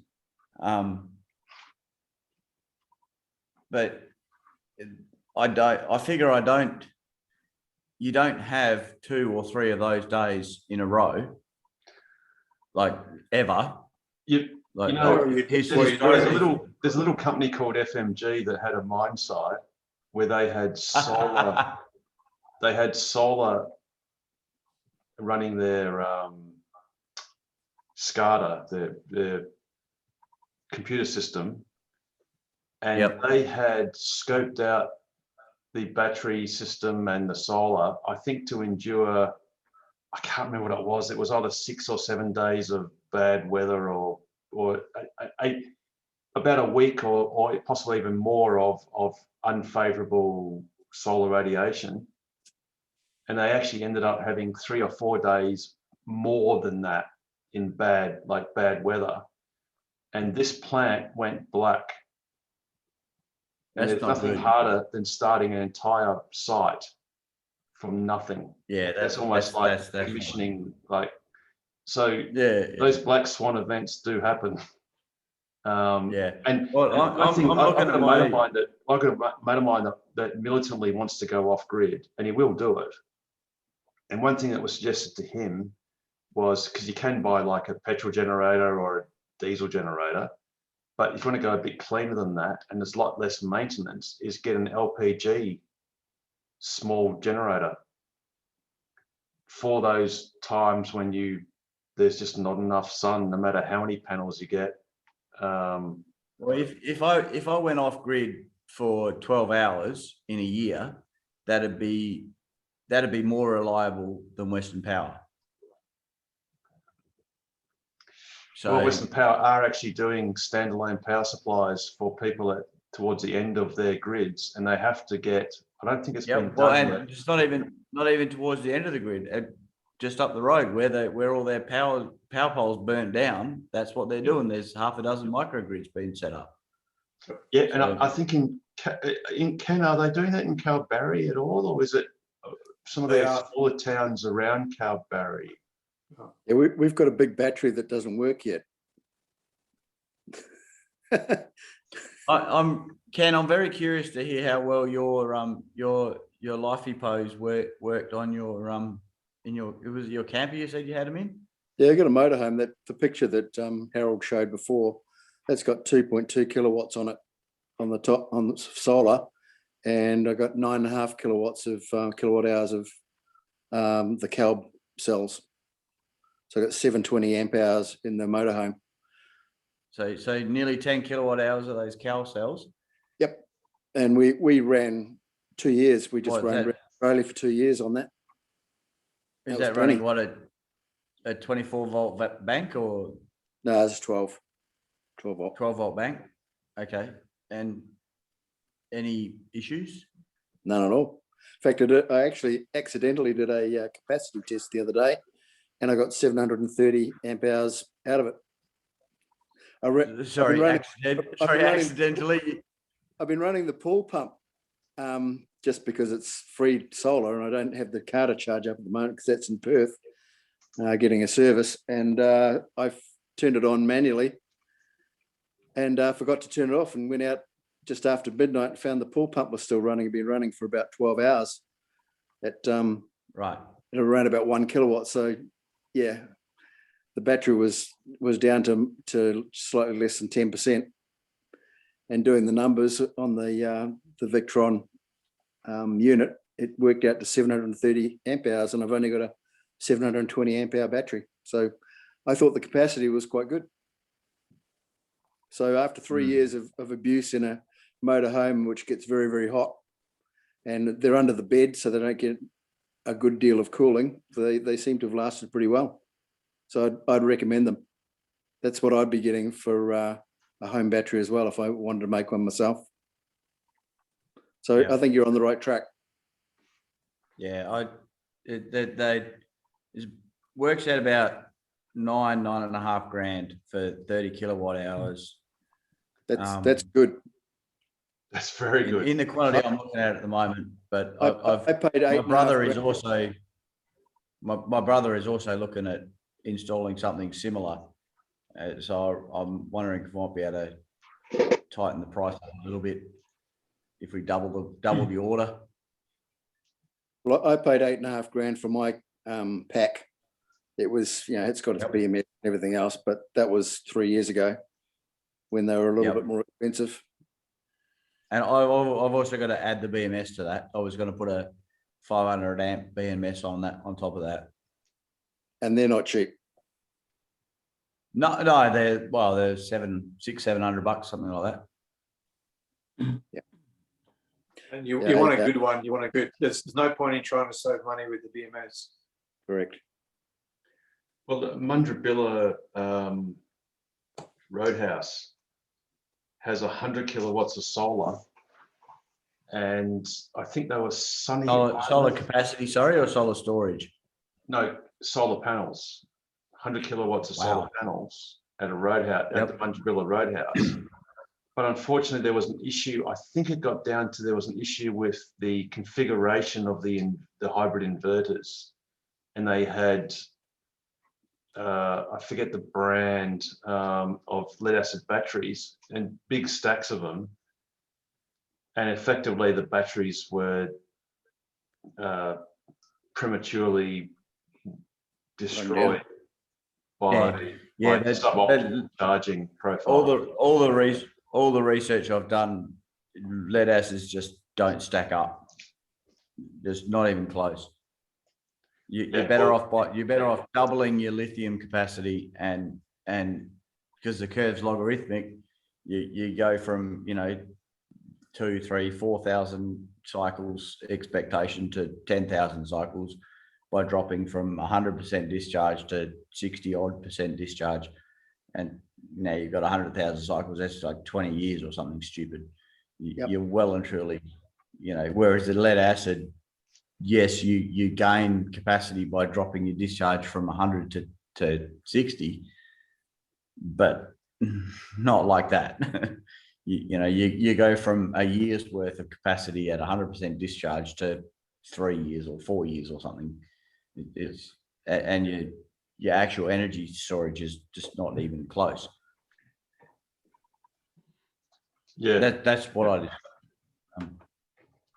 But the thing is, going off grid is hard.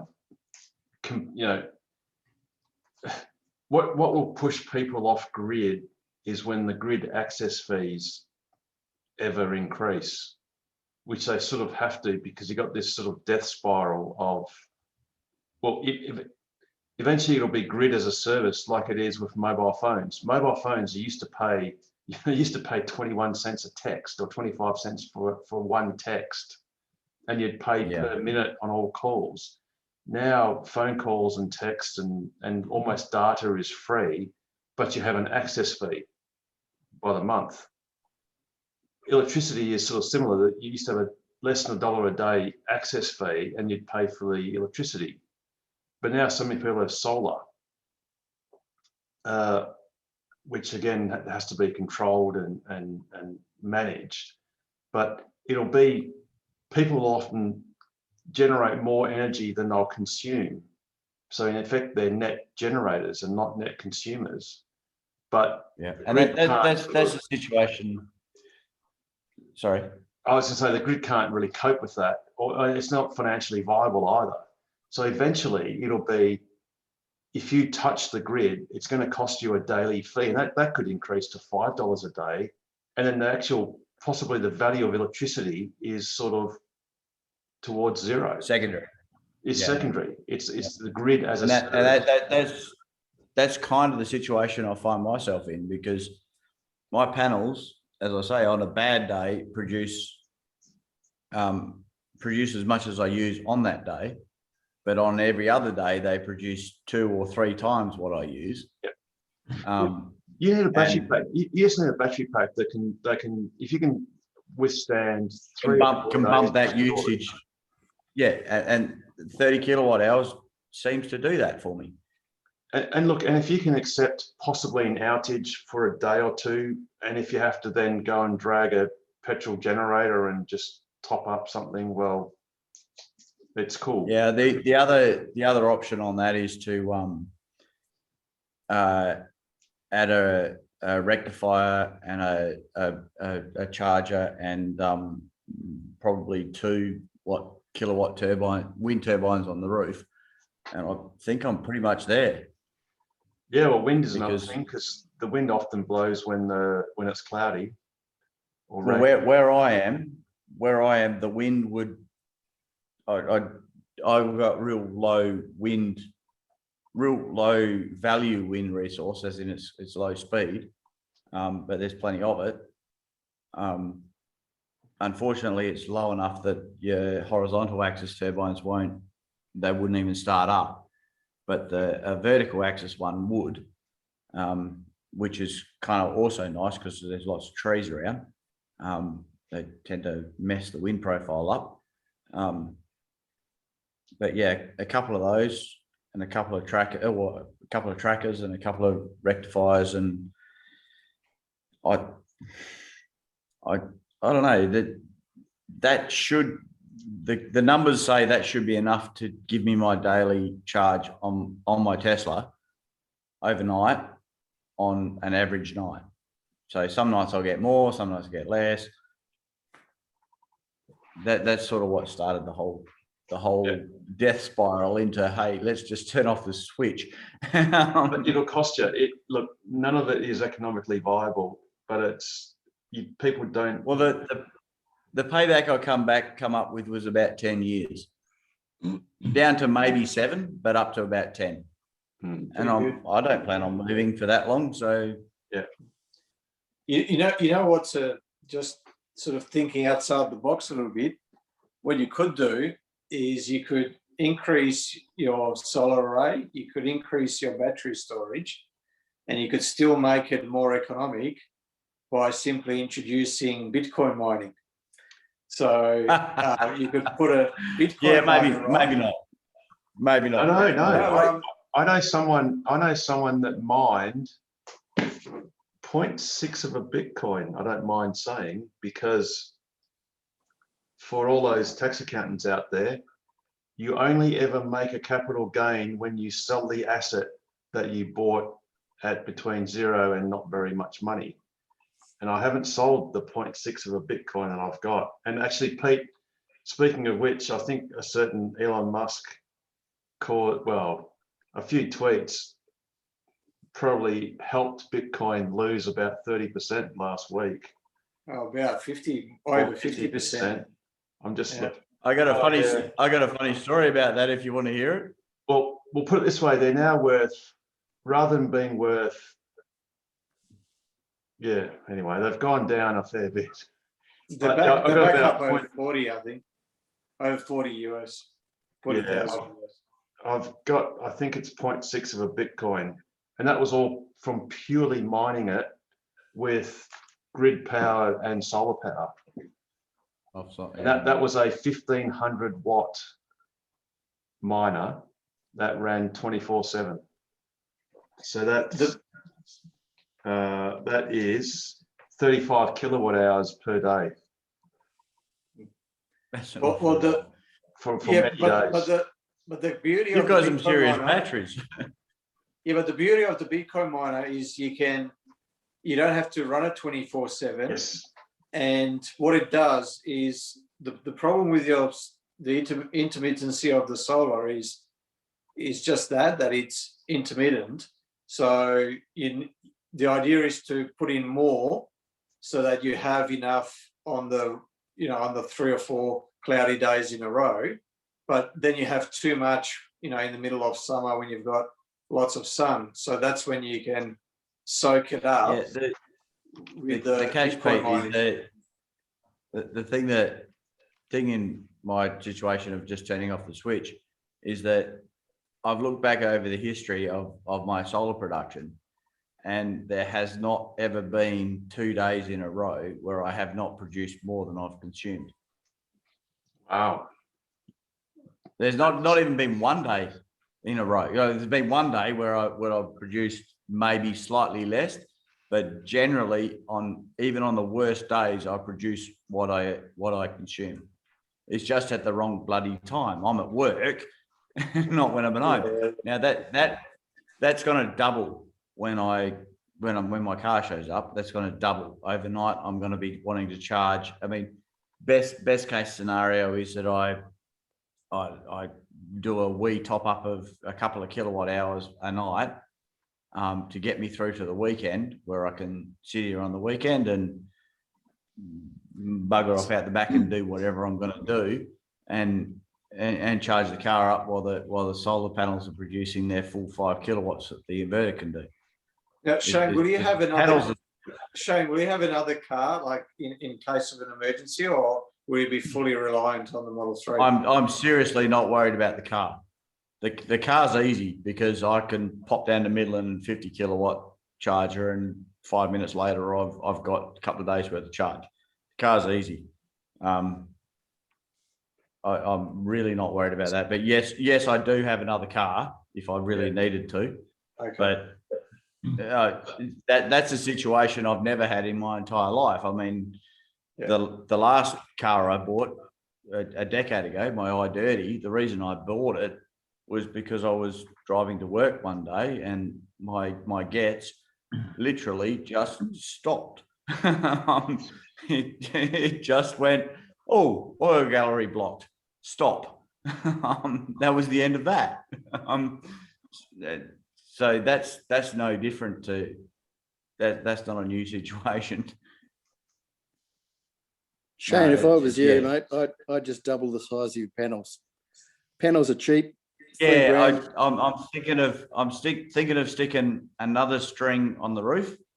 So I've got 6.6 kilowatts currently, almost in half, but not quite, in two strings.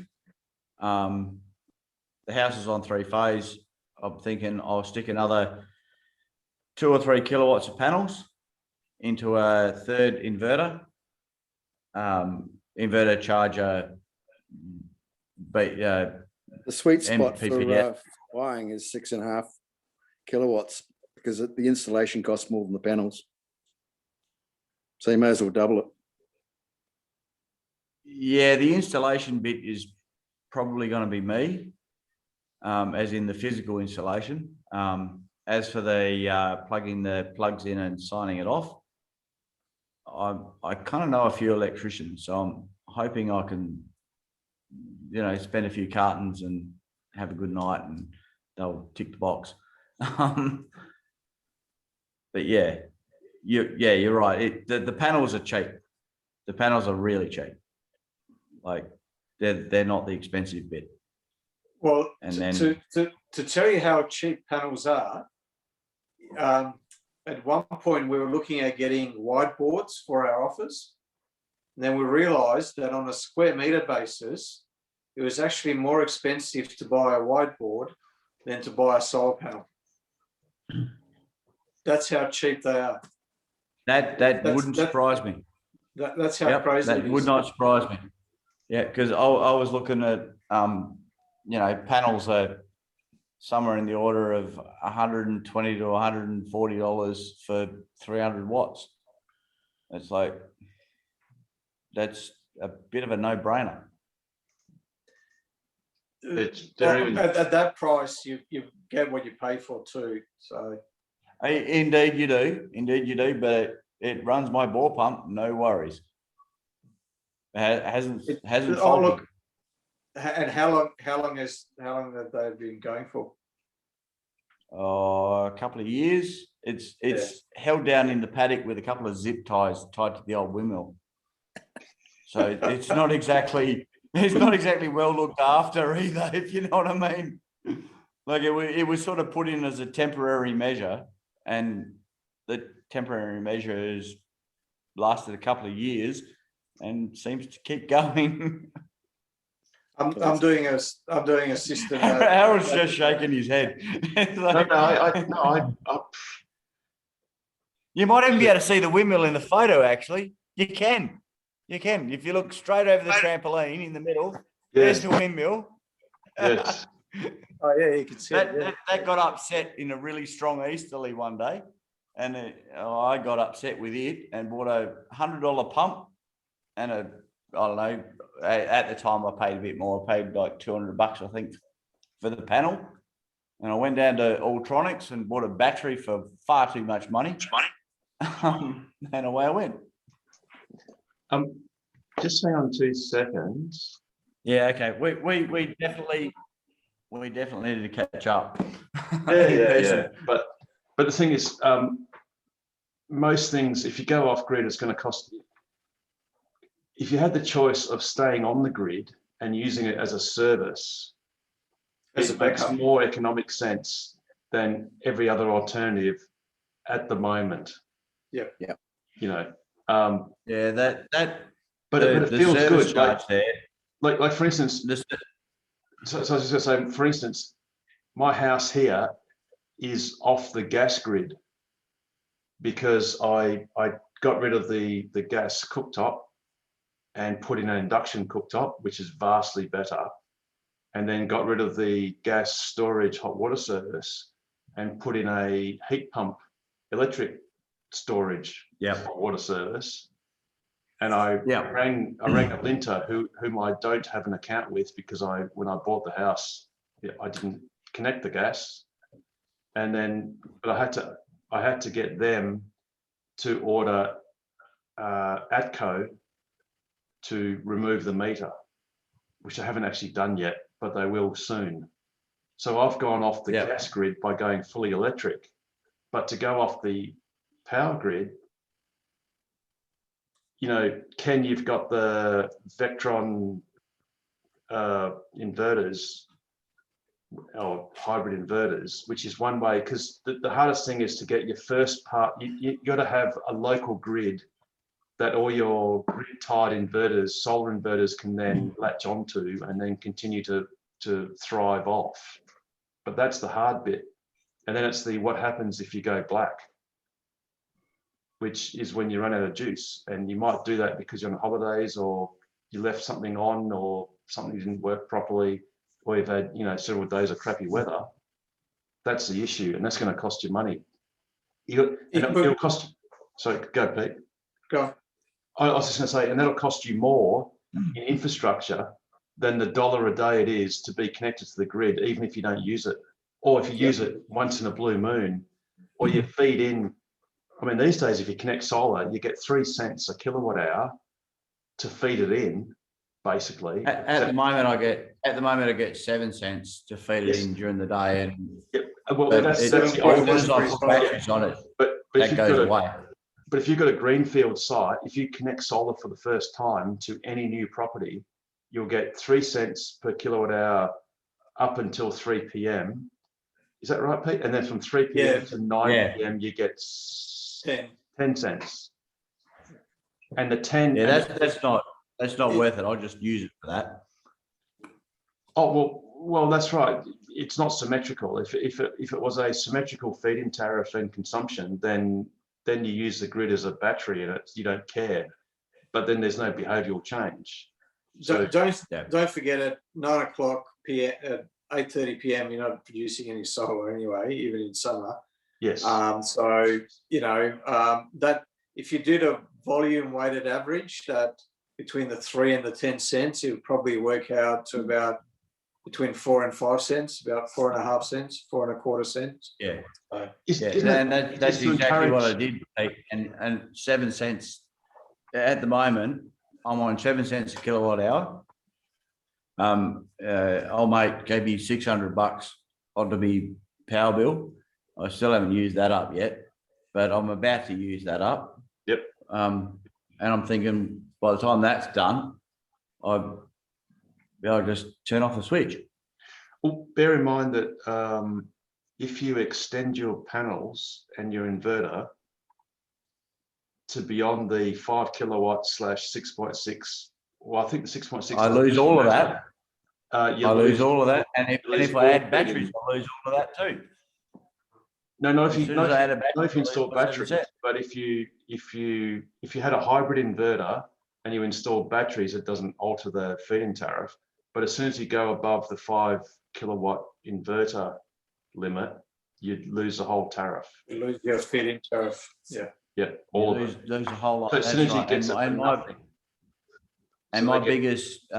my biggest draw is the hot plate, which will pull 6 or 7 of a night, and plus lights or whatever else. I'm pulling 6, 7, 8 maybe at the peak.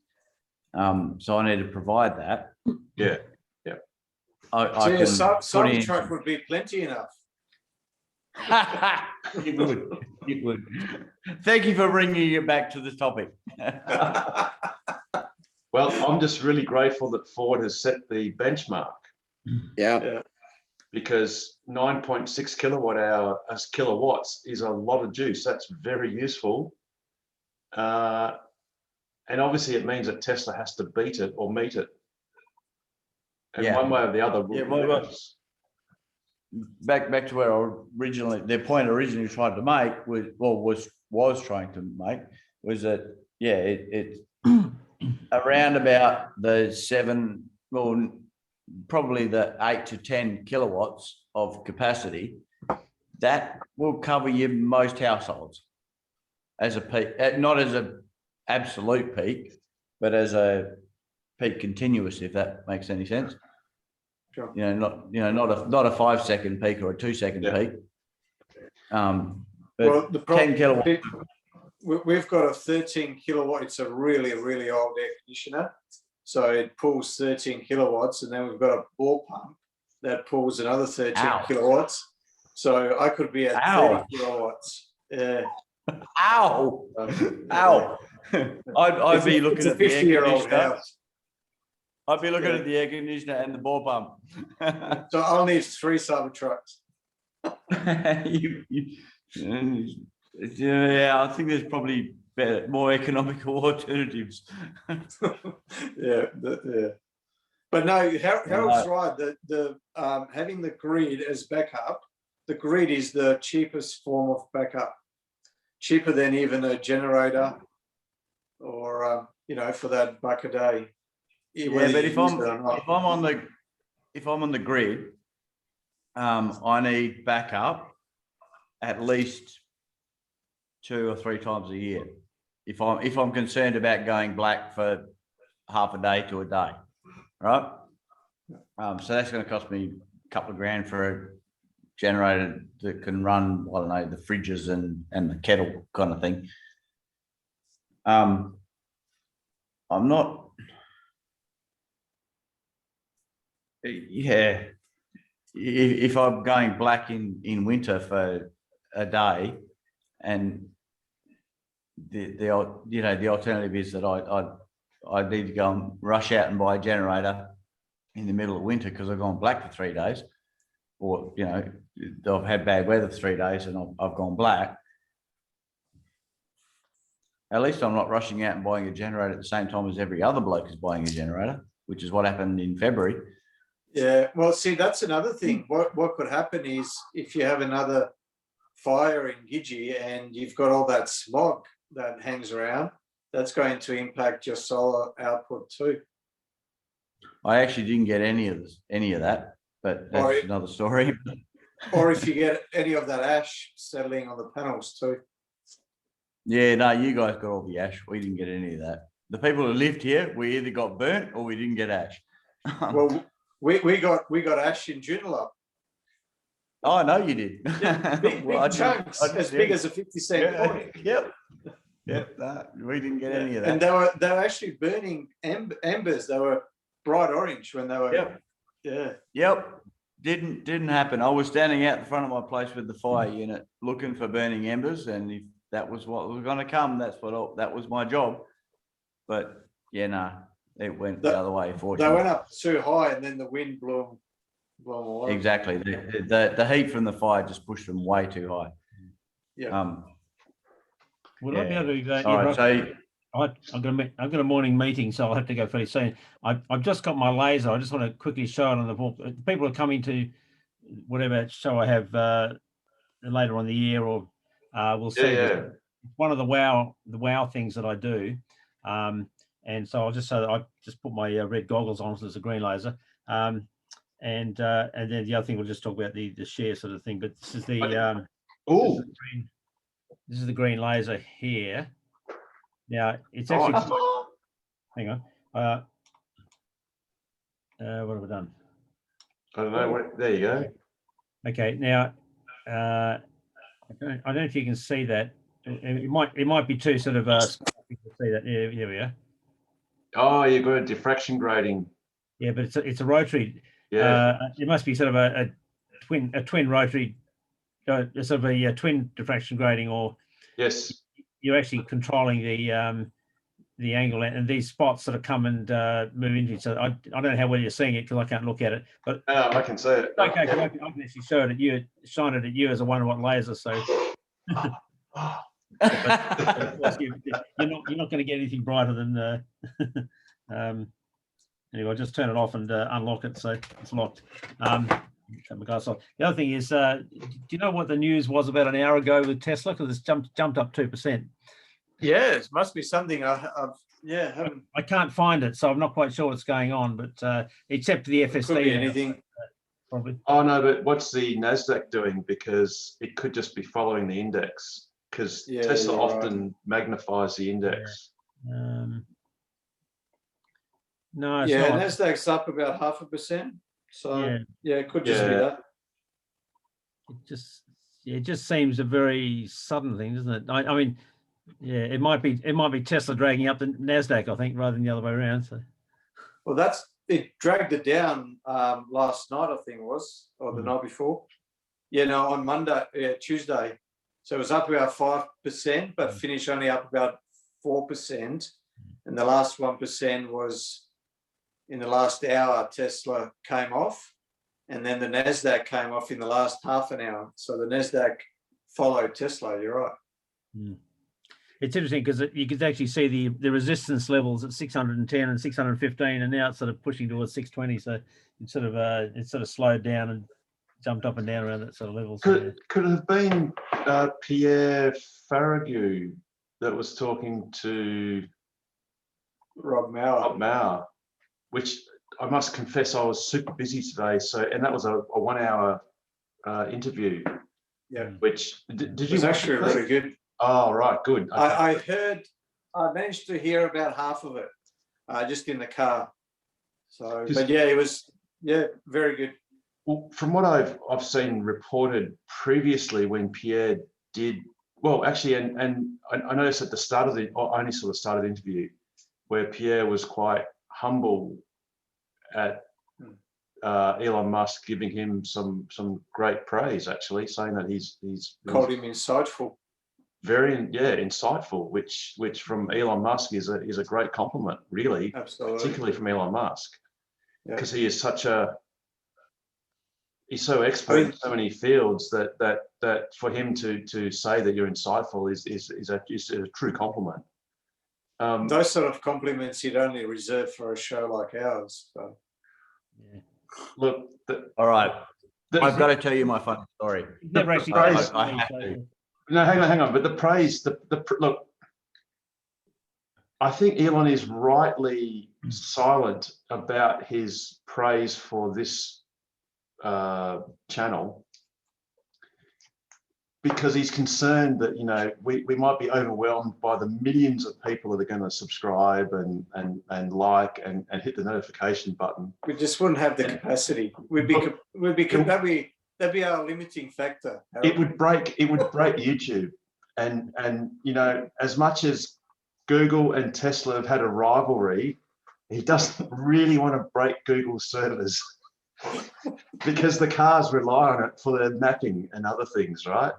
So that would be why. Yep. big shout out to Elon for not, you know, grandiosely giving us the praise we actually deserve, because you're preserving Google's servers, and that's a good thing, you know. See, I've got another theory. I just think he's selfish, and I think he just wants to keep us just for himself because he gets all his insights from us.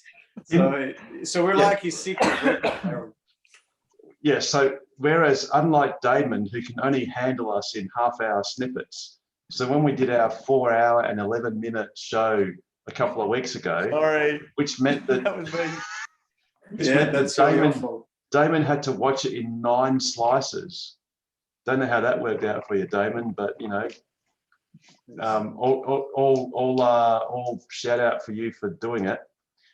And Hosni Mubarak and others, Ashley, for putting up with 4 hours and 11 minutes of pure genius content. And Elon, see, Elon just slams it down. He'll do that while, you know, at 3 in the morning while he's pinging. He'll say, well, 4 hours, it'll be sunrise by then, it's all good, you know. Oh dear. But yeah, so it is good to see that Tesla's up a bit. But yeah, no one knows why. Did you see the article, Pete, about someone confessing to cause an electrical fire at Berlin at the Gigafactory? I just saw that on Tesla. No. Yeah, you heard it live. What, intentionally? Yeah, it says Tesla vandals cause electrical fire at Giga Berlin site, confess in strange letter. So that's the one about 8 weeks ago or so, 6-8 weeks ago. At Berlin, or you mean? Yeah, the one that was above the. Yeah, it was Berlin. Yeah, it was in Berlin. Yeah. Police said a small piece of the forest, about 3 square meters in size, caught fire as a result of a damaged electrical cable that runs out to the construction site. Now you're thinking of the Gigapress in Fremont that caught fire.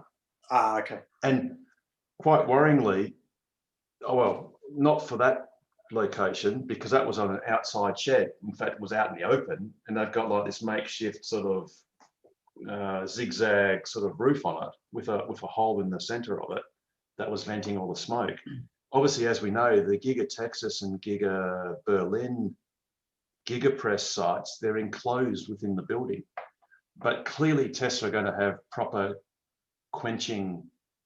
It won't be water because that's inappropriate. It'll be something else, CO2 or something. Or fire suppression. You can't use BCF anymore. But I think it's called BCF. It's not environmentally friendly. BCF fire extinguishers because they're greenhouse depleting. Ozone depleting. Chlorofluorocarbons or fluoro, whatever. I think they're BCF means bromine and whatever. But yes, that was a bit of a worry. But no, it was a fire like the article said, set some trees on fire where someone hacked into a power cable. But so that's not the reason why Tesla's gone up. So don't know why. No, it might have been the sand snakes and the hibernating flying foxes or whatever, bats or whatever it was that caused the fire. I'm sure that's there's some environmental, and there wasn't enough water table to put it out. So yeah. Yes, well, the Giga Berlin site has had some controversy about or concerns about water usage. Yeah. But it's quite an iconic image, that single tree with the hibernating bat in it, and there's just this sort of cleared, prepared sort of site, all waiting for this bat to fly away, and yep, they go to the tree, they go to the bat. As soon as you wake up, then you fly off. The tree's gone. We're going to wreck your house. As soon as you leave, it's gone. Yeah. Well, the thing is, Elon Musk has been when he first proposed to build the Gigafactory in Germany, for that matter, but obviously specifically near Berlin, everyone presumed that, well, you can't build stuff like that in Germany because the bureaucracy is so intense. And your approval process will be so delayed. You know, the famously Berlin's new airport was an absolute disaster. Yeah. I think it's just being opened now, and I think they started it 18 years ago or something like that. 12. It was a schmozzle. But and Elon has expressed some frustration. Sounds like the Ellenbrook Railway. Yeah, but at least that, well, the thing is, they've only just started building it. They might have talked about building it many years ago, but the Berlin one actually was built, and then they found all these defects, and then remediation caused the price to go 3 times, and it's been a standing joke in Germany for the last 18 years, and I think it's only now just either opened or about to open or something like that. But actually, Harold, speaking of legislation in Germany, I read this week that it's one of the first countries that has actually approved the use of full self-driving for testing purposes on some public roads without a safety driver. So, and can Germany do that independently in the EU? Must be a. It just said, the article just said Germany, I'm pretty sure.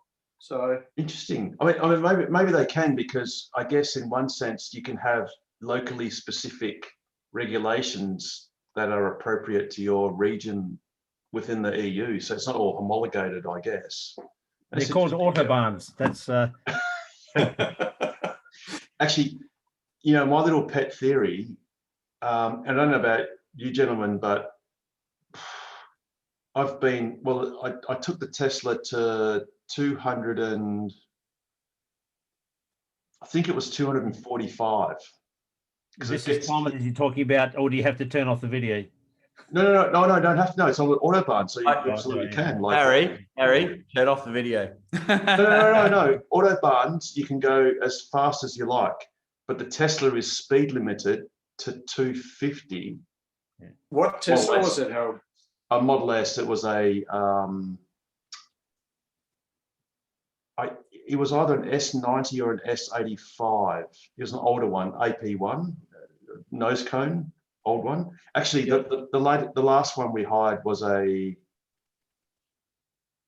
must have been a 75D refresh model, facelift with AP2. And that was the one that we hired it for 3 weeks.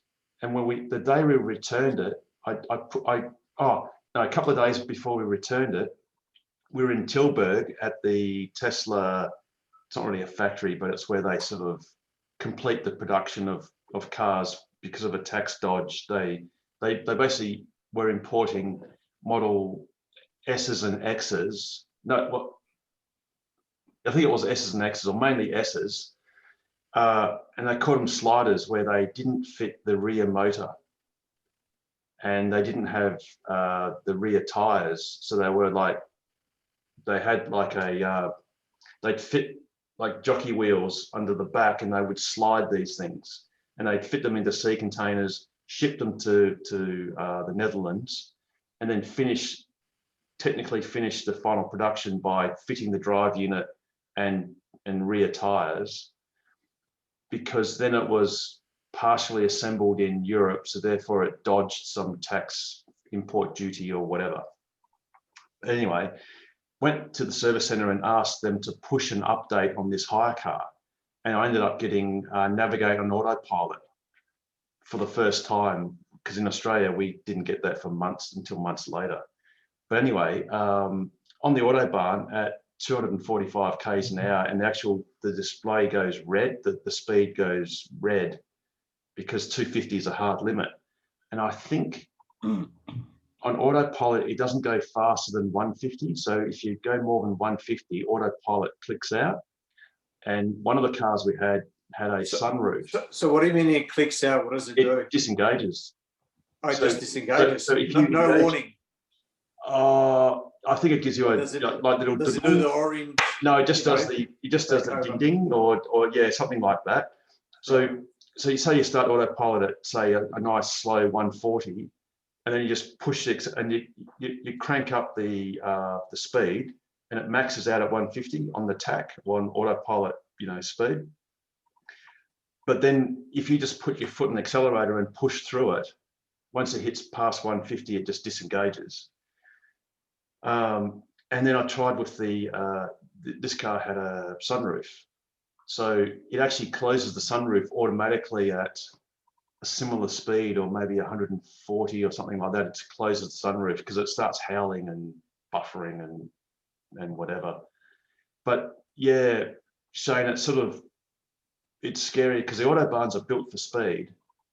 But even the slightest bend, when you're doing that at 230 or 40 Ks, even a slight bend, you can feel the lateral G forces. And I was. I'm a little worried. I'm a little worried that you're pitching this historical reference at me, but never mind. Oh, no, we were discussing speed. So, but no, yeah. the thing is, no, but that kind of speed, yeah. It's insane. It's well, so sorry, to bring it back to the point I was trying to make is Germany has, in sections of the Autobahn, it's unlimited speed. And of course, your fuel efficiency of any sort, whether it's electricity or liquid fuels, is terrible. V cubed. Now, V cubed. In Austria, they actually have they have Autobahns, but they're not unlimited speed. I think you can do, I think it's 130. But at certain times, they have signs where the whole Autobahn reduces in speed down to, I think it's 110 or 90 Ks an hour during certain times of the day. And that is to meet their greenhouse emissions target. So they actually reduce the speed of the fleet so that their fuel efficiency improves to meet certain limits. Now, in Germany, they militantly hold on to the Autobahn and the unlimited speed sections of the Autobahn. But what you notice in Germany is there are so many wind turbines, it's just not funny. Like, they're just everywhere. They're everywhere, yeah. They are absolutely everywhere. And I think what Germany has resolved to do is, and they've got solar panels in a place that's got not that many sunny days, they're at a high latitude, so it's not as efficient. But those panels are under snow for 3 months of the year. And they got zero output. There's a good reason why there's lots of wind turbines in Germany, and that's because concrete's cheap. Because you need a lot of concrete to hold down. You do to hold the pole on. Yes, you see the foundations. Concrete is cheap in Germany. But it's expensive in embodied energy because you've got a calcite. Very true. Well, limestone. embodied CO2 emissions, yes, it's it's expensive. Yes. But I think the Germans are militantly holding on to their Autobahns, and what they're doing is they're saying, well, we're just going to make a deal, which is we're going to offset all this inefficient driving that the Germans love to do with green energy. Which is fair enough. Well, the reality is the Germans are going to be driving EVs that go a hell of a lot quicker and get there a hell of a lot faster than an ICE car. They're going to be doing it before we are. Yes. Well, actually, I saw there was a great article. I haven't got it handy. It was a YouTube video actually of one of the universities in America produced it, and it was a breakdown of they pulled apart a S90, a PS90D rear drive unit. And I think at its peak, it does at 250 Ks an hour, which is its red line, it does 18,000 RPM roughly, this induction motor. And it's got an open differential, so there's no limited slip diff or whatever. Yeah. And it's basically got the final drive ratio is about 9 point something to 1. And it's just got it's got helical gears in a reduction box. in the rear drive unit, and it does 18,000 RPM. You know, which is extraordinary. You wouldn't be able to hear it at your age anyway. Yeah, exactly. Yeah. Exactly. Which I was just going to say, Peter Harris, who wants to do a pickup on the drive unit of the Green Dream Tokiva racing car, so it can actually deliberately emit noise so the marshals can hear it coming and all that sort of stuff. Yeah, when it's really going fast, 18,000 RPM, you're going to have a frequency divider. Although I guess you might get other sort of noise or something coming out of the drive No, unit. you have a 16 kilohertz signal that's equivalent intensity, and it gives you a 2K signal that's different. So Yeah, exactly. That's right. Yes, exactly. Like a super heterodyne or whatever the equivalent of that is. Yes, exactly. Cool. Well, I think maybe it's what's it going to sleep? 11:30. It's way too late. It's way funny too because late. I think Damon's going to do the sums. He's going to go, hang on, he just said it was 11:30, which means it should be, you know, a bit over 4 hours. But somehow there's a bit of time missing. Why is that so? It's like, don't know. But yeah, hey everyone, thanks for being here and joining in. For all those in YouTube land, remember to like and subscribe, hit the notification bell. And as Nigel would say often when he was around, well, I mean, not that he's died or anything, he's just not here at the moment. He's wisely gone to bed. Follow us on Patreon. We'd love to have you. And yeah, Elon, it's okay. We'll take your praise quietly and subtly. It's all good. But yeah, shout out to Damon, Ashley, Hosni Mubarak, whoever you are really, and everyone else. Thanks for watching. And Joe, thanks for lurking. And we'll see you next. Oh, quickie. No one's going to watch this anyway, but we have a charging demo next Tuesday at Empower. But obviously I'll email out details for that shortly. But that'll be good for anyone that can make it or not. It's cool. But I'll be Norseman. Oh, even better. Well, you'll be doing it for real. Tuesday in Belgium. No, Norseman. Sorry. Yeah, so Northman, you'll be doing charging. You'll be doing your own charging demo for real. So that's yeah. all good. I've got the cable. Thank you. And that's I did test it out the other night on 3-phase. So it's 11 kilowatts. So it works. Yeah, it works really well. Yeah. So anyway, so unfortunately, I don't think I'll make it on Tuesday. But I did email you. I think again. I think. Sorry. Yes. So Shane, we're going to talk off grid. Offline? No worries. I'll sort that out. No, I want to spend some money, mate. I want to spend some money. It's all good. It's all good. Yeah, we'll do our best to separate you from your money. Don't you worry about that. Sounds good. Only joking. You didn't just call him a fool, did you? No. I was very careful not to do that. You're gonna have to go back about 16 hours worth of video, and because it took me a while to find where Harry said the email address, and secretary at tokwa.org.au. Yeah. It's the one the one where you get all the spam emails, such as for today and other. That's things. why I hit reply to the spam. And in fact, for those that are watching too, if you made it all this way, there is some news, but I'll repeat it probably next week, where we're finally joining what Tesla call their Engage program, which means part of our website is going to be duplicated on the Tesla Engage platform, which in America. I can join that. I can join that now because we've got a VIN. I didn't have a VIN when you sent the email, but now I've got a VIN. No, actually, you don't even for this. You don't even need the VIN. You just need a Tesla account, because what they do is when you join, you log in with your Tesla credentials. So your Tesla email address, or should I say the email address you gave Tesla, and your login password, and then it just goes through to us and we just tick it okay. And then you're part of the Engage platform, which in America is quite significant because they have local or state-based campaigns, such as, for people to lobby their senators and local representatives to get things like legislation changed for dealership laws and things like that. But the good thing is the club will be on that platform, and then we'll be duplicating our website on their platform and on our website. So it'll be like this dual sort of thing.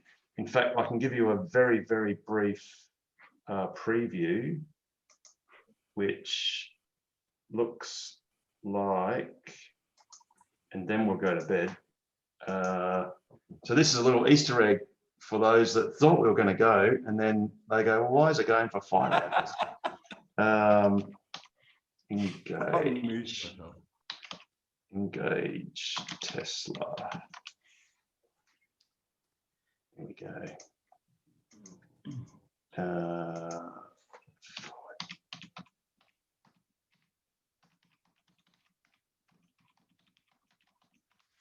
Hopefully that worked. Let's have a look.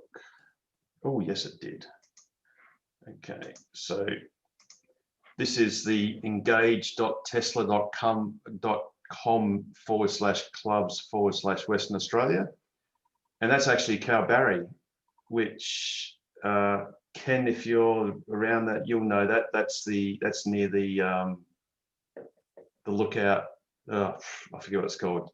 Anyway, oh, and so if you actually, well, in fact, you guys can do this yourselves.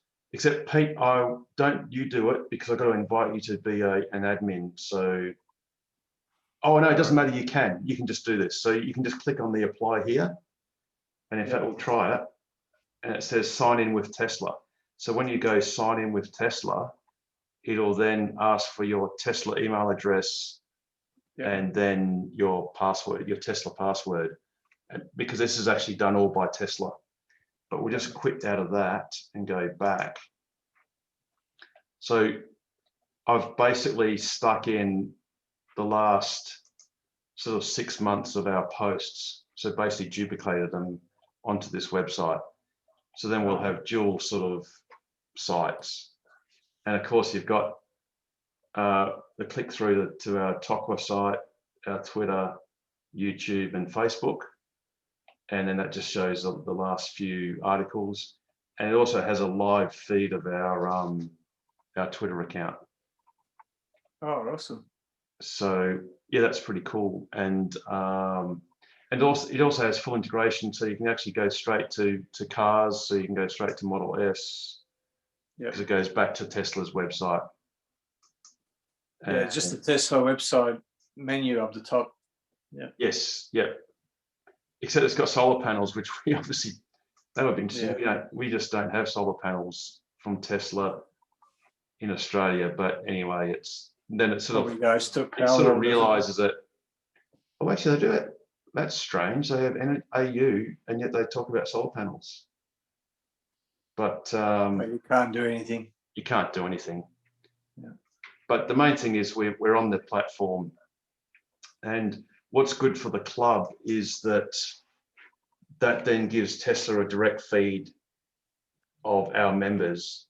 And then what Tesla will probably do in the future is actually communicate directly. So everyone probably saw the email going out for the 20% discount codes. So for that, Shane, you just need your actually you don't actually really need your referral code. So in those fields, there are 3 fields. It asks for your email address, referral code, and VIN. Yeah, you actually I didn't have a VIN at the time. No, you only actually, but you've got a referral code, I presume, because you've got a car in order. Yeah. No, I didn't have a referral code. Oh, I just walked in and said I want to buy one. No. On your Tesla, it needed a VIN. Yes, but I've now got a VIN. As of this afternoon, I've got a VIN. So now I've got insurance and all that stuff. Cool. So to get the discount code, you don't actually have to complete that form, or sorry, every field of that form. It's preferable if you do, but you can submit it just with your email, your Tesla account email address, and either, well, in fact, that'll do. That's sufficient, because they'll see that.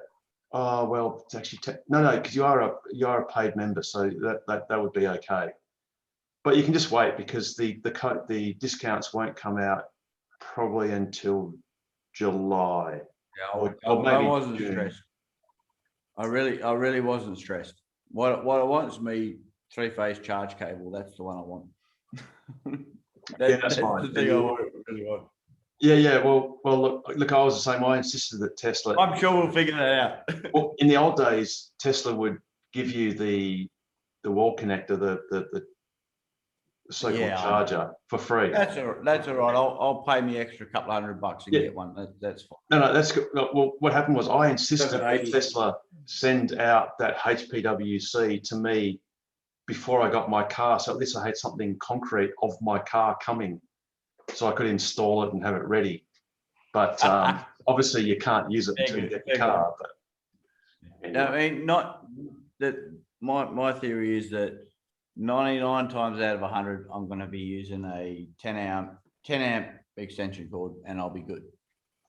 Yes. But when I go to Albany or Bremer Bay or wherever it is I'm going, I want to give myself a good kickstart and coaching up. And when I get there, I've got, maybe 20-30% charge. So the various people that I'm going to go and see can hop in the car, and I'm going to go boom up the road, and they're going to go, whoa. And then I get to plug it in overnight, and tomorrow morning I've got 100% charge, and then they're going to go, okay, this is an achievable thing. Exactly. And that's why I want 3-phase full, the full 11 kilowatts. Yeah. And the great thing is that unit is $750, that EVSE.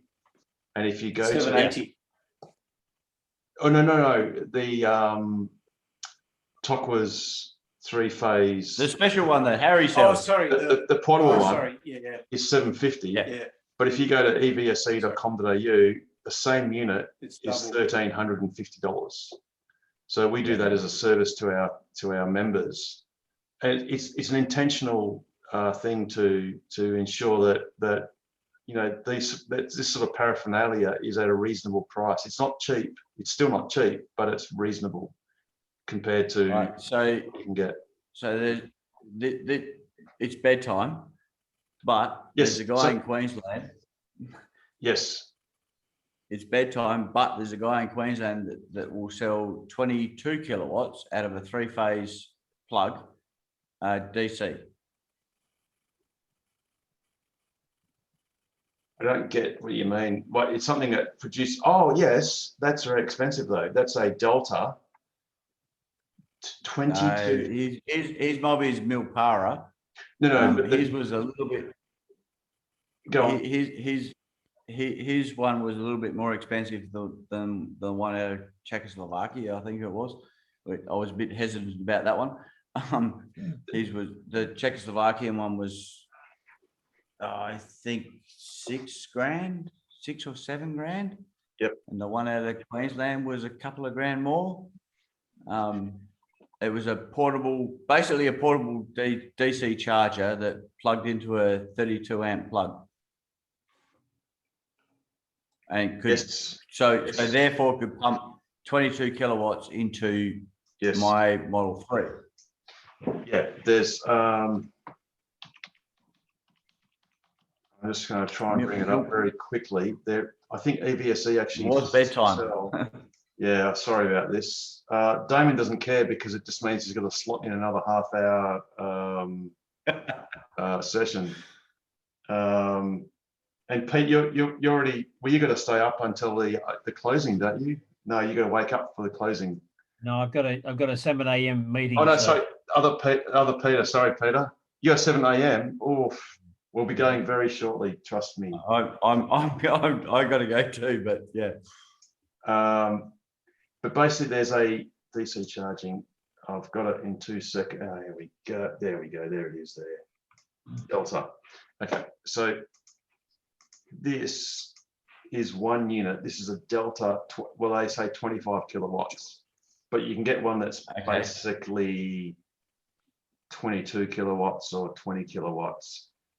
And a version of this. Yeah, but that's a fully fixed plug it into the wall jobby, right?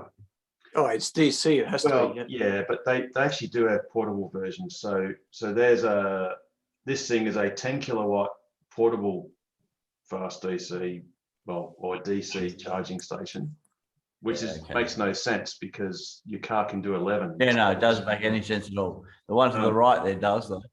The 20 kilowatt, yeah. In fact, I've seen one of these.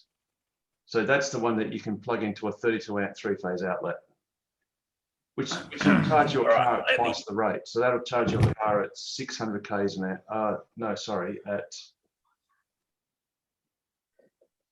150 kilometers an hour. But it's still not fantastic. No, and of course, yeah, this is what it's you really still want. it's still half a decent DC rate and Yeah. a third of a supercharger, but it's still double what you get out of most power points, or more than double. Oh, well, no, it's more than you get out of any AC. So this is twice the 11 kilowatts that you get out of any AC outlet. Yeah, at best. Yeah. Yeah. But yeah, anyway, so that's the story. And those things are thousands of dollars, and they're very heavy. But anyway, on that note, I think it's a good time. Richard's up, Ken's up, Kerry.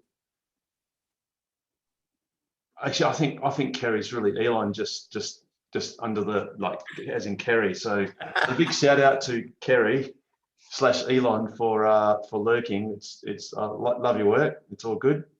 To the two Petes, to the Shane, to the Richard and Ken, and to me, it's a very good night. Have a wonderful week. We'll hopefully see some of you at the charging seminar next Tuesday. And once again, like and subscribe, hit the notification bell, and have a good evening all. Take care. Thank you for your efforts, Harry. See you all next week.